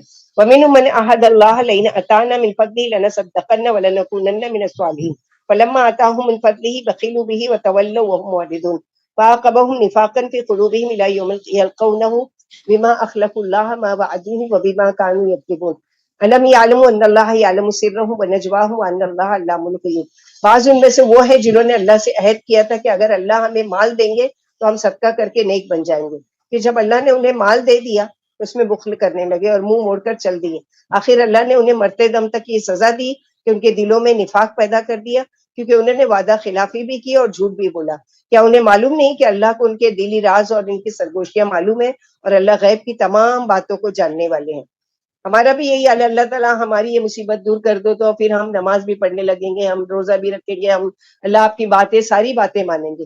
اور جب اللہ تعالیٰ خوش کر دیتے ہیں، وہ ساری تکلیف دور کر دے، پھر اپنی دنیا میں مگن ہو جاتے، پھر اسی اللہ کو جو گڑ گڑا کر رو رو کر دعائیں کر رہے تھے اسی اللہ کو بھول کر اور اپنی منمانی کی زندگی گزارتے ہیں. تو اللہ نہ کرے کہ جیسے کہ اللہ کے نبی صلی اللہ علیہ وسلم نے ہم کو دعا سکھائی ہے، یہاں زیادہ تر منافقین کا ذکر ہے کہ دعا کرنا چاہیے اللہم طہر قلبی من النفاق وعملی من الریا ولسانی من الکذب والعیون من الخیانہ فانک تعلم ما تخفی الصدور والخائنۃ الاعین. یعنی آپ کو تو اچھی طریقے سے بہتر ہے کہ ہمارے دل میں کیا چیز آتی ہے، کون سی چیز ہم کس طرح سے کون سا عمل کرتے ہیں. تو اللہ تعالیٰ ہم لوگوں کو منافقت سے بچائے. الذين يلمزون الذين يلمزون المتطوعين من المؤمنين في الصدقات والذين لا يجدون الا جهدهم فيسخرون منهم سخر الله منهم ولهم عذاب اليم. جو لوگ دل کھول کر خیرات کرنے والے مسلمانوں پر نکتہ چینی کرتے ہیں، اور ان پر بھی جن کو بجز اپنی محنت و مشقت کی مزدوری کے اور کچھ میسر ہی نہیں ہے ان پر ہنستے ہیں، ان کا رب ان پر ہنسیں گے اور دردناک عذاب انہیں کے لیے. یعنی خود تو بخل کرتے تھے منافقین، لیکن اگر مثلاً کوئی مالدار صحابی ہے اور وہ اپنا مال لے کر آتا تو کہتے تھے دیکھو یہ جیسے ہماری لینگویج میں بڑا ہی مار رہا ہے، یا دیکھو یہ تکبر کر رہا ہے، یا یہ دکھاوا کر رہا ہے. اور کچھ ایسے تھے جیسے کہ ایک صحابی کے بارے میں آتا ہے کہ جب اللہ کے نبی صلی اللہ علیہ وسلم نے کہا کہ اللہ کی راہ میں خرچ کرو کم ہو یا زیادہ، تو وہ صحابی کیا کیے انہوں نے کہ ساری رات ایک یہودی کے کنویں پر یعنی ڈول سے پانی بھر بھر کر ساری رات مزدوری کی، اس کے بدلے میں صبح کے وقت اس نے ایک مٹھی کھجور دی. وہ کھجور لے جا کر اس نے صحابی نے کیا کیا، اللہ کے راستے میں دیا اور کہا یا رسول اللہ صلی اللہ علیہ وسلم یہ میری رات بھر کی کمائی. اللہ کے رسول صلی اللہ علیہ وسلم اتنے خوش ہو گئے کہ تمام ڈھیر جو مال صحابہ کرام لے کر آئے تھے جمع تھا سب سے اوپر رکھا کہ یہ سب سے بہترین صدقہ ہے. اب منافقین کیا کہتے تھے کہ دیکھو یہ اتنے سے مال کا کیا بنے گا، کہ یہ اتنا سا مال تو چت بھی ہماری پٹ بھی ہماری نہ، جو مال بیجا خرچ کر رہے ہیں ان کو کیا کہتے ہیں کہ یہ یعنی دکھاوے کے لیے کر رہے ہیں، اور جو کم یعنی اپنی حیثیت کے مطابق لاتے تھے ان کو کیا کہتے تھے، مذاق اڑاتے تھے کہ اتنے سے مال سے کیا جنگ لڑی جائے گی. استغفر لهم او لا تستغفر لهم ان تستغفر لهم 70 مرہ فلم يغفر الله لهم ذلك بانهم كفروا بالله ورسوله والله لا يهدي القوم الفاسقين. آپ منافقوں کے لیے اللہ سے معافی کی دعا مانگے یا نہ مانگے، اگر آپ ان کے لیے 70 دفعہ بھی دعا مانگیں گے تو پھر بھی اللہ انہیں معاف نہیں فرمائیں گے، اس وجہ سے کہ انہوں نے اللہ کو اور اس کے رسول کو نہیں مانا، اور اللہ ایسے نافرمانوں کی رہبری نہیں فرماتے۔ یعنی آپ صلی اللہ علیہ وسلم اتنے دل کے نرم تھے کہ جب یہ آیت اتری تو اللہ کے رسول نے فرمایا میرے رب نے ان کے بارے میں مجھے دعائے مغفرت کی اجازت دے دی ہے، اللہ کی قسم میں ان کے لیے 70 دفعہ سے زیادہ دعائے مغفرت کروں گا، امید ہے کہ اللہ انہیں معاف فرما دے۔ لیکن اللہ نے دوسری آیت اتار دی کہ سواؤن علیہم استغفرتم، سورہ منافقون آیت نمبر 6 میں آیت اتار دی، اب آپ 1000 مرتبہ بھی ان کے لیے استغفار کریں گے اللہ تعالیٰ ان کی مغفرت نہیں کریں گے۔ اللہ نافرمانوں کو معاف کرنے والے نہیں، آپ کی دعائیں مغفرت اور دعائیں عدم مغفرت دونوں برابر ہے۔ جب عبداللہ بن ابی جو منافقوں کا سردار تھا، نزا کا وقت ہوا یعنی اس کے موت کا وقت آ گیا، تو اس کے صاحبزادے جو مسلمان ہو چکے تھے وہ اللہ کے نبی صلی اللہ علیہ وسلم کے پاس آ کر کہنے لگے میرے باپ کا دم نکل رہا ہے، میں چاہتا ہوں کہ آپ چل کر اس کے پاس بیٹھے اور اس کی نماز بھی آپ ہی پڑھائیں۔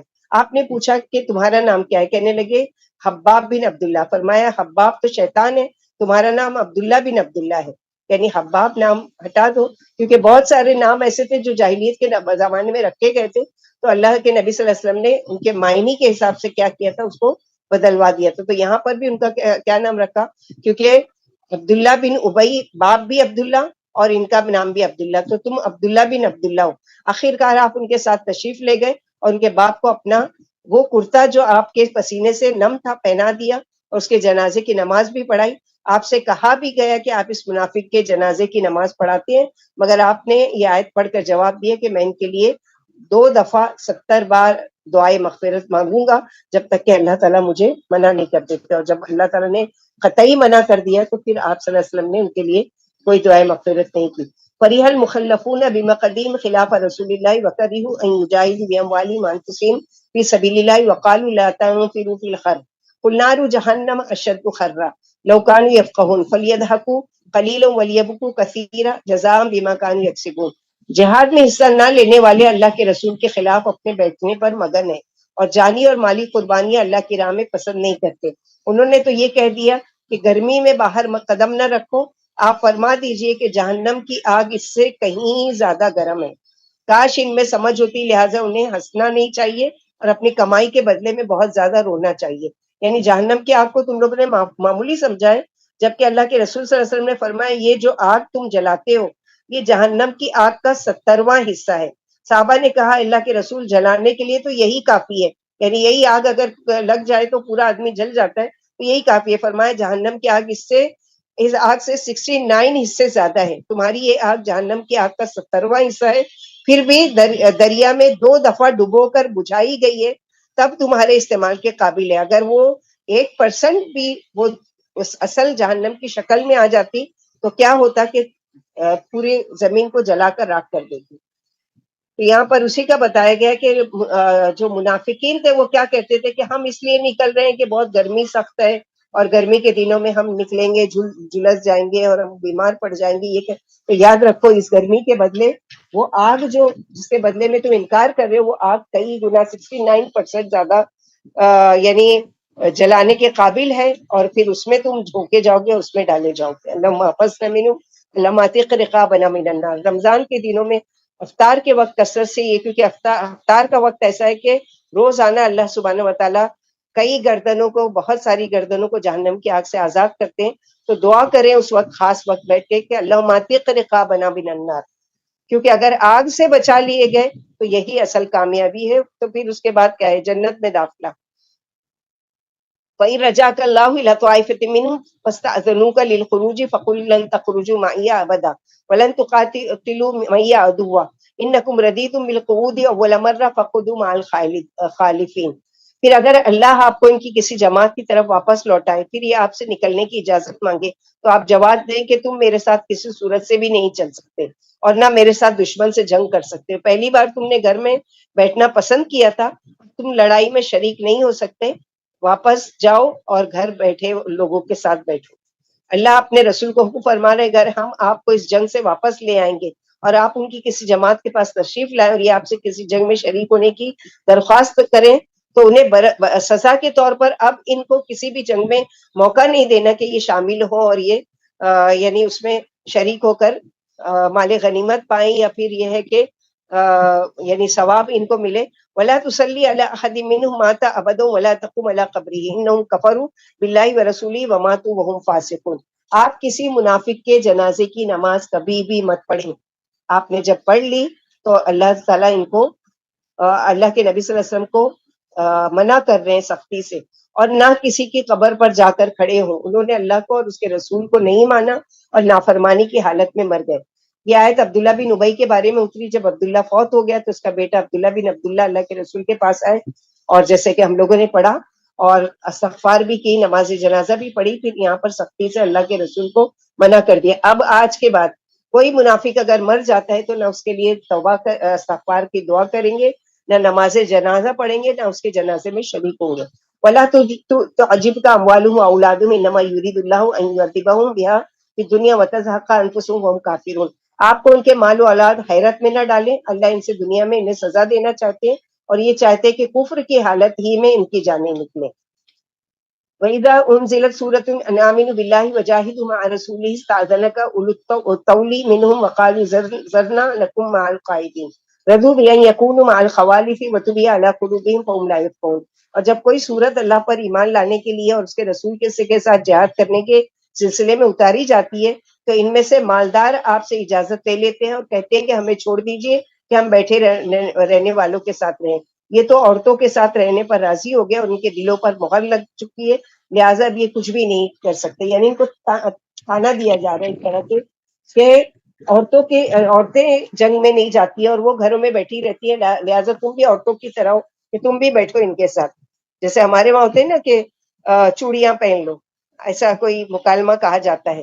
تو اس طرح کی ان کو طنز کیا جا رہا ہے کہ تم ہیلے بہانے کرتے ہو, اللہ کی راہ میں آنے کے لیے نہیں آتے, تو آپ بیٹھے رہو عورتوں کے ساتھ. جیسے عورتیں گھروں میں بیٹھی ہیں کہ وہ جنگ کے لیے نہیں نکلتی, تم بھی اسی طرح ہو.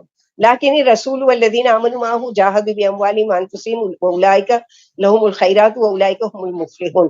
اعد اللہ لهم جنات تجری من تحتها الانہار خالدین فیہا ذلک الفوز العظیم.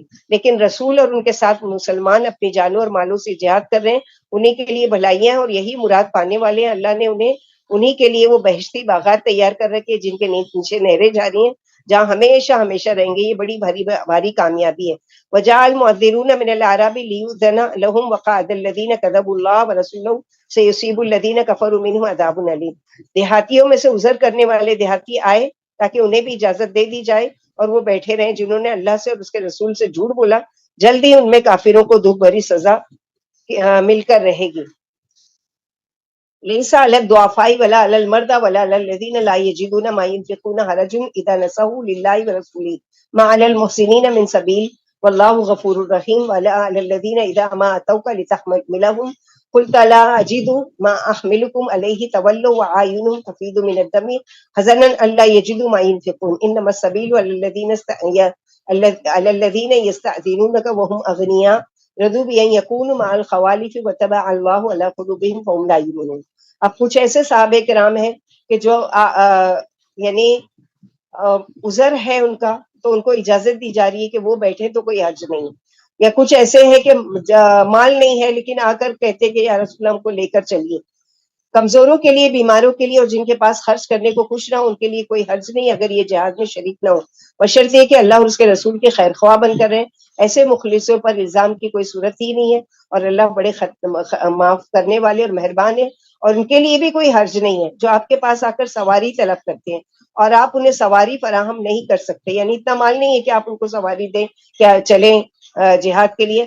آخر کار وہ اس حال میں واپس ہوتے ہیں روتے ہوئے, غم کے مارے ان کی آنکھوں سے آنسو جاری ہوتے ہیں کہ ان کے پاس اللہ کی راہ میں خرچ کرنے کے لیے کچھ بھی نہیں ہے. ہاں, ان لوگوں پر الزام کی راہ ہے جو مالدار ہونے کے باوجود آپ سے اجازت مانگتے ہیں اور عورتوں کے ساتھ رہنے میں خوش ہیں. اللہ نے ان کے دلوں پر مہر لگا دیا, وہ علم سے بے بہرا ہیں ہی رہیں گے. یعنی خود نہیں آنا چاہتے, اللہ سبحانہ و تعالیٰ نے ان کو توفیق ہی نہیں دی اور ان کو بیٹھ رہنے والوں کے ساتھ بیٹھ رہنے کا وہ کیا ہے. الحمد للہ الذی بنعمتہ تتم الصالحات. اللہ کا احسان ہے, اللہ کا شکر ہے کہ اللہ سبحانہ و تعالیٰ نے ہم لوگوں کو موقع دیا کہ ہم دورہ قرآن کریں اور روز ایک پارے سے گزرے. اللہ تعالیٰ قبول کرے. روزے کے بارے میں دیکھتے ہیں کہ روزے کی رخصت کن کن کو ہے. سفر میں روزہ رکھنا اور چھوڑنا دونوں سنت سے ثابت ہے. یعنی اگر آپ سفر میں ہیں تو اگر آسانی ہے تو روزہ رکھ لیجیے، نہیں ہے تو چھوڑ سکتے ہیں، دونوں کی رخصت ہے. حیض و نفاس والی عورت کو مذکورہ حالت میں روزہ نہیں رکھنا چاہیے. حیض یا نفاس ختم ہونے کے بعد روزے کی قضا ادا کرنی ہوگی. دودھ پلانے والی اور حاملہ عورت کو روزہ نہ رکھنے کی رخصت ہے، بعد میں صرف قضا ہوگی. سفر یا جہاد میں دشواری کے پیش نظر روزہ ترک کیا جا سکتا ہے، اور اگر روزہ رکھا ہو تو توڑا بھی جا سکتا ہے، اس کی صرف قضا ہوگی، کفارہ نہیں ہے. بڑھاپا یا ایسی بیماری جس کے ختم ہونے کی توقع نہ ہو کی وجہ سے روزہ رکھنے کی بجائے فدیہ ادا کیا جا سکتا ہے. ایک روزے کا فدیہ ایک مسکین کو 2 وقت کا کھانا کھلانا ہے. یعنی کوئی بیمار ہے اور آگے ڈاکٹر نے کہا کہ آگے بھی امید نہیں ہے کہ وہ اچھا ہوگا، اب فدیہ وہ کتنا دے گا؟ حضرت ابن عباس سے روایت ہے، ایک بوڑھے آدمی کو روزہ نہ رکھنے کی رخصت دی گئی، لیکن وہ ہر روز روزے کے بدلے ایک مسکین کو دو وقت کا کھانا کھلائے اور اس پر کوئی قضا نہیں ہوگی. ایسے تمام امور جن میں روزے کی رخصت ہے، مثلا بیماری، سفر، بڑھاپا، جہاد، عورت کے معاملے میں حمل اور ارضاع، دودھ پلانے والی وغیرہ کے ہوتے ہوئے بھی کوئی شوق سے روزہ رکھ لے لیکن بعد میں روزہ نہ نبھا سکے تو اسے روزہ توڑ دینا چاہیے. اس صورت میں صرف اس کو قضا کرنی ہوگی. پھر قضا روزے کے مسائل ہے. قضا کے روزے تو رمضان کے بعد ہی ہو سکتے ہیں، اور وہ ایسے کام جن سے روزہ مکروہ نہیں ہوتا. ہم لوگ چھوٹی چھوٹی باتوں میں پریشان ہو جاتے، میرا روزہ ٹوٹ تو نہیں گیا، میرا روزہ مکروہ تو نہیں ہو گیا. تو اس کے بارے میں جانتے ہیں، بھول چوک سے کھا پی لینے روزے کو توڑنے سے توڑتا نہیں ہے، نہ مکروہ ہوتا ہے. یعنی اب عادت تھی اب تک کھانا پینے کی، اب غلطی سے آپ نے جا کے پانی پی لیا، غلطی سے، جان بوجھ کے نہیں، جان بوجھ کے کیا تو روزہ ٹوٹ جائے گا. یا غلطی سے کچھ منہ میں ڈال دیا، احساس ہوا، اس کو فوراً تھوک دیا تو روزہ نہیں ہے، روزہ نہیں ٹوٹا. حضرت ابو ہریرہ نبی کریم صلی اللہ علیہ وسلم سے روایت کرتے، نبی کریم صلی اللہ علیہ وسلم نے فرمایا، جب کوئی بھول کر کھا پی لے تو اپنا روزہ پورا کرے، کیونکہ اسے اللہ نے کھلایا اور پلایا. یعنی یہ نہیں کہ اب غلطی سے میرا ٹوٹ گیا تو چلو میں روزہ ہی توڑ دیتی ہوں، نہیں، پورا کرو روزہ، کیونکہ یہ غلطی جو ہے یہ اللہ کی طرف سے تھی کہ اللہ تعالیٰ نے اس کو کھلایا اور پلایا. مسواک کرنے سے روزہ مکروہ نہیں ہوتا. گرمی کی شدت سے روزے دار سر میں پانی بہا سکتا ہے، اس سے روزہ مکروہ نہیں ہوتا. روزے کی حالت میں اگر احتلام ہو جائے، یعنی سونے کی حالت میں اگر پانی خارج ہو جاتا ہے تو روزہ نہیں ٹوٹتا اور نہ مکروہ ہوتا ہے. سر میں تیل لگانے، کنگھی کرنے یا آنکھوں میں سرما لگانے سے روزہ مکروہ نہیں ہوتا ہے. ہنڈیا کا ذائقہ چکھنے یا تھوک نکلنے سے روزہ مکروہ نہیں ہوتا. یعنی کہیں پر اگر اس کو وہ ہے، ڈر ہے کہ گھر والے یہ وہ کرتے ہیں، اللہ تعالیٰ ہدایت دو اس مہینے میں کہ گھر والوں کو بھی تھوڑی سہولت دینا چاہیے، کہ جو گھر والی ہے اس کو سہولت دیں کہ اس طرح کی سختی نہیں کریں کہ یہ کھانا نہیں پسند آیا اور یہ نہیں ہوا اور یہ مزہ نہیں ہے اور یہ ساری چیزیں. تو اگر کوئی اس کو ڈر ہو تو وہ زبان کی نوک پر ذرا سا رکھ کے چکھے گی. مثلا وہ بھول گئی کہ میں نے نمک ڈالا یا نہیں ڈالا، یا اس میں ٹیسٹ ایسا ہے، تو وہ زبان کی نوک پر رکھ کے چکھے اور اس کو فوراً کلی کر دے یا تھوک دے، اس کی اجازت ہے.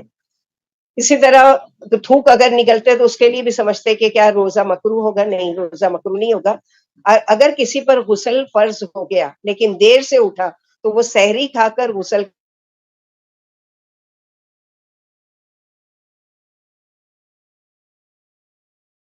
یا حیض کا خون آنا بند ہو گیا، اب اس کو واجب ہو گیا کہ وہ غسل کرے اور پھر روزہ رکھے، لیکن اب اٹھے ایسے وقت میں کہ اب اتنا لمیٹڈ ٹائم ہے کہ سحری کھا سکتے ہیں. اگر نہانے جاتے ہیں تو سحری چلی جائے گی، تو بہتر ہے کہ وضو کرے، سحری کھا لے، اس کے بعد جا کر غسل کرے. کتنا وسعت والا دین ہم کو دیا گیا، اللہ الحمدللہ. روزے کی حالت میں گرمی کی شدت سے روزے دار غسل یا کلی کر سکتا ہے، اسے روزہ نہیں ٹوٹتا. روزے میں اگر کوئی کپنگ وغیرہ سے علاج کرتا ہے تو اس کا روزہ نہیں ٹوٹتا. وہ کام جو روزے کی حالت میں ناجائز ہے، غیبت کرنا، جھوٹ بولنا، گالی دینا، لڑائی جھگڑا کرنا روزے کی حالت میں بدرجہ اولا ناجائز ہے. روزے کی حالت میں بےہودہ، فحش اور جہالت کے کام یا گفتگو کرنا بھی منع ہے. جیسے کہ پڑھ چکے ہم نے کہ اگر کوئی ہم سے زبردستی جھگڑا کرنے آ رہا ہے، لڑنے آ رہا ہے، تو اس کو کہیں انی صائم، انی صائم، انی صائم، یعنی میں روزے سے ہوں. یعنی وہ خود روزے دار ہے، اس کو یاد دلائیں. جو روزے دار یعنی روزے کی حالت میں کلی کرتے وقت ناک میں اس طرح پانی ڈالنا جائز نہیں کہ حلق تک پانی پہنچے. یعنی ویسے تو ناک تک پانی ڈال کے وہ کرنے کا ہے، لیکن روزے کی حالت میں نہیں کہ اس کی وجہ سے وہ حلق میں چلا جائے. روزہ توڑنے اور فاسد کرنے والے کچھ کام ہیں. روزے کے دوران اگر کسی نے بیوی سے جمع کر لیا تو روزہ اس کا ٹوٹ جائے گا. اس کا کفارہ بھی ہے اور قضا بھی ہے. کفارہ کیا ہے؟ روزے کا کفارہ ہے غلام آزاد کرنا یا 2 ماہ کے مسلسل روزے رکھنا یا 60 محتاجوں کو کھانا کھلانا۔ اول تو یہ کام نہیں ہوتا اللہ کے فضل و کرم سے، لیکن کسی نے غلطی سے کر لیا یا بیوی کو مجبور کیا، اب وہ روزے کی حالت میں تھی اور اس کو مجبور کیا، تو مجبور کرنے پر اس کو کفارہ نہیں ہے، شوہر کو جس نے مجبور کیا اس کو کفارہ ادا کرنے کی سزا دی گئی، اور یہ سخت سزا ہے کہ یا تو ایک غلام آزاد کرے یا یعنی 60 مسکینوں کو کھانا کھلائے، یا 60 days کنٹینیو، مثلا اس نے 50 رکھا، اب بیچ میں اس نے چھوڑ دیا تو پھر سے اس کو 60 شروع کریں۔ یہ سخت سزا کیوں؟ کیونکہ اللہ تعالیٰ نے سورہ بقرہ میں ہم پڑھ چکے احل لکم لیلۃ الصیام رفث الی نسائکم، آسانی دی ہے اللہ تعالیٰ نے، رات مغرب سے لے کر آپ کے پاس فجر تک کا وقت ہے، تو پھر روزے کی حالت میں کیوں اللہ کے ساتھ خیانت کی جائے؟ جان بوجھ کر قے کرنے سے، الٹی کرنے سے روزہ ٹوٹ جاتا ہے، اس پر قضا واجب ہوگی۔ خود بخود قے اگر آ جاتی ہے تو اس سے روزہ نہیں ٹوٹتا ہے۔ حیض یا نفاس شروع ہونے سے عورت کا روزہ ٹوٹ جاتا ہے، روزے کی قضا ہے، نماز کی قضا نہیں ہے۔ جیسے بولتے ہیں نا یہ رمضان کے مہینے میں قضا عمری پڑھ لو، یہ کر لو، رمضان میں کثرت سے نفل پڑھ لو، وہ تمہارے وہ قضا عمری کے مقابلے میں ہو، لیکن نیت انما الاعمال بالنیات، نیت آپ کی نفل نماز کی ہو، نیت اگر قضاء عمری کی کر رہے ہیں تو قضاء عمری کوئی بھی اللہ کے نبی صلی اللہ علیہ وسلم سے ثابت نہیں۔ ہاں لیکن حیض یا نفاس شروع ہونے سے عورت کا روزہ ٹوٹ جاتا ہے، اور یاد رکھیں کہ اگر مغرب سے 1 منٹ پہلے آپ کو پتا چلا کہ مثلا مجھے حیض آ گیا، میرا روزہ ٹوٹ گیا، تو وہ روزہ ٹوٹ گیا، اس کی قضا کرنا ہے۔ ہمارے وہاں جو کانسیپٹ ہے کہ 12 بجے کے بعد اگر روزہ ٹوٹا تو وہ روزہ پورا مل گیا اور اس کی قضا نہیں ہے، ایسا نہیں ہے، وہ روزہ ٹوٹ گیا، اپنے آپ کو پانی پی کر یا کھانا کھا کر یاد دلائیں کہ میں روزے سے نہیں ہوں اور مجھے اس کی قضا کرنا ہے۔ تو جتنے بھی قضا روزے چھوٹے اس کو ڈیٹ کے حساب سے لکھ کر رکھیں، کیونکہ کبھی ایسا ہوتا ہے کہ ہم لکھا ہوا نہیں رہتے ہیں اور ہم بھول جاتے ہیں، اور بھولنے کی وجہ سے پھر کیا کرتے ہیں یعنی اس کو وہ کرتے ہیں۔ ہم لوگ نے کمپلیٹ کیا نا یہ؟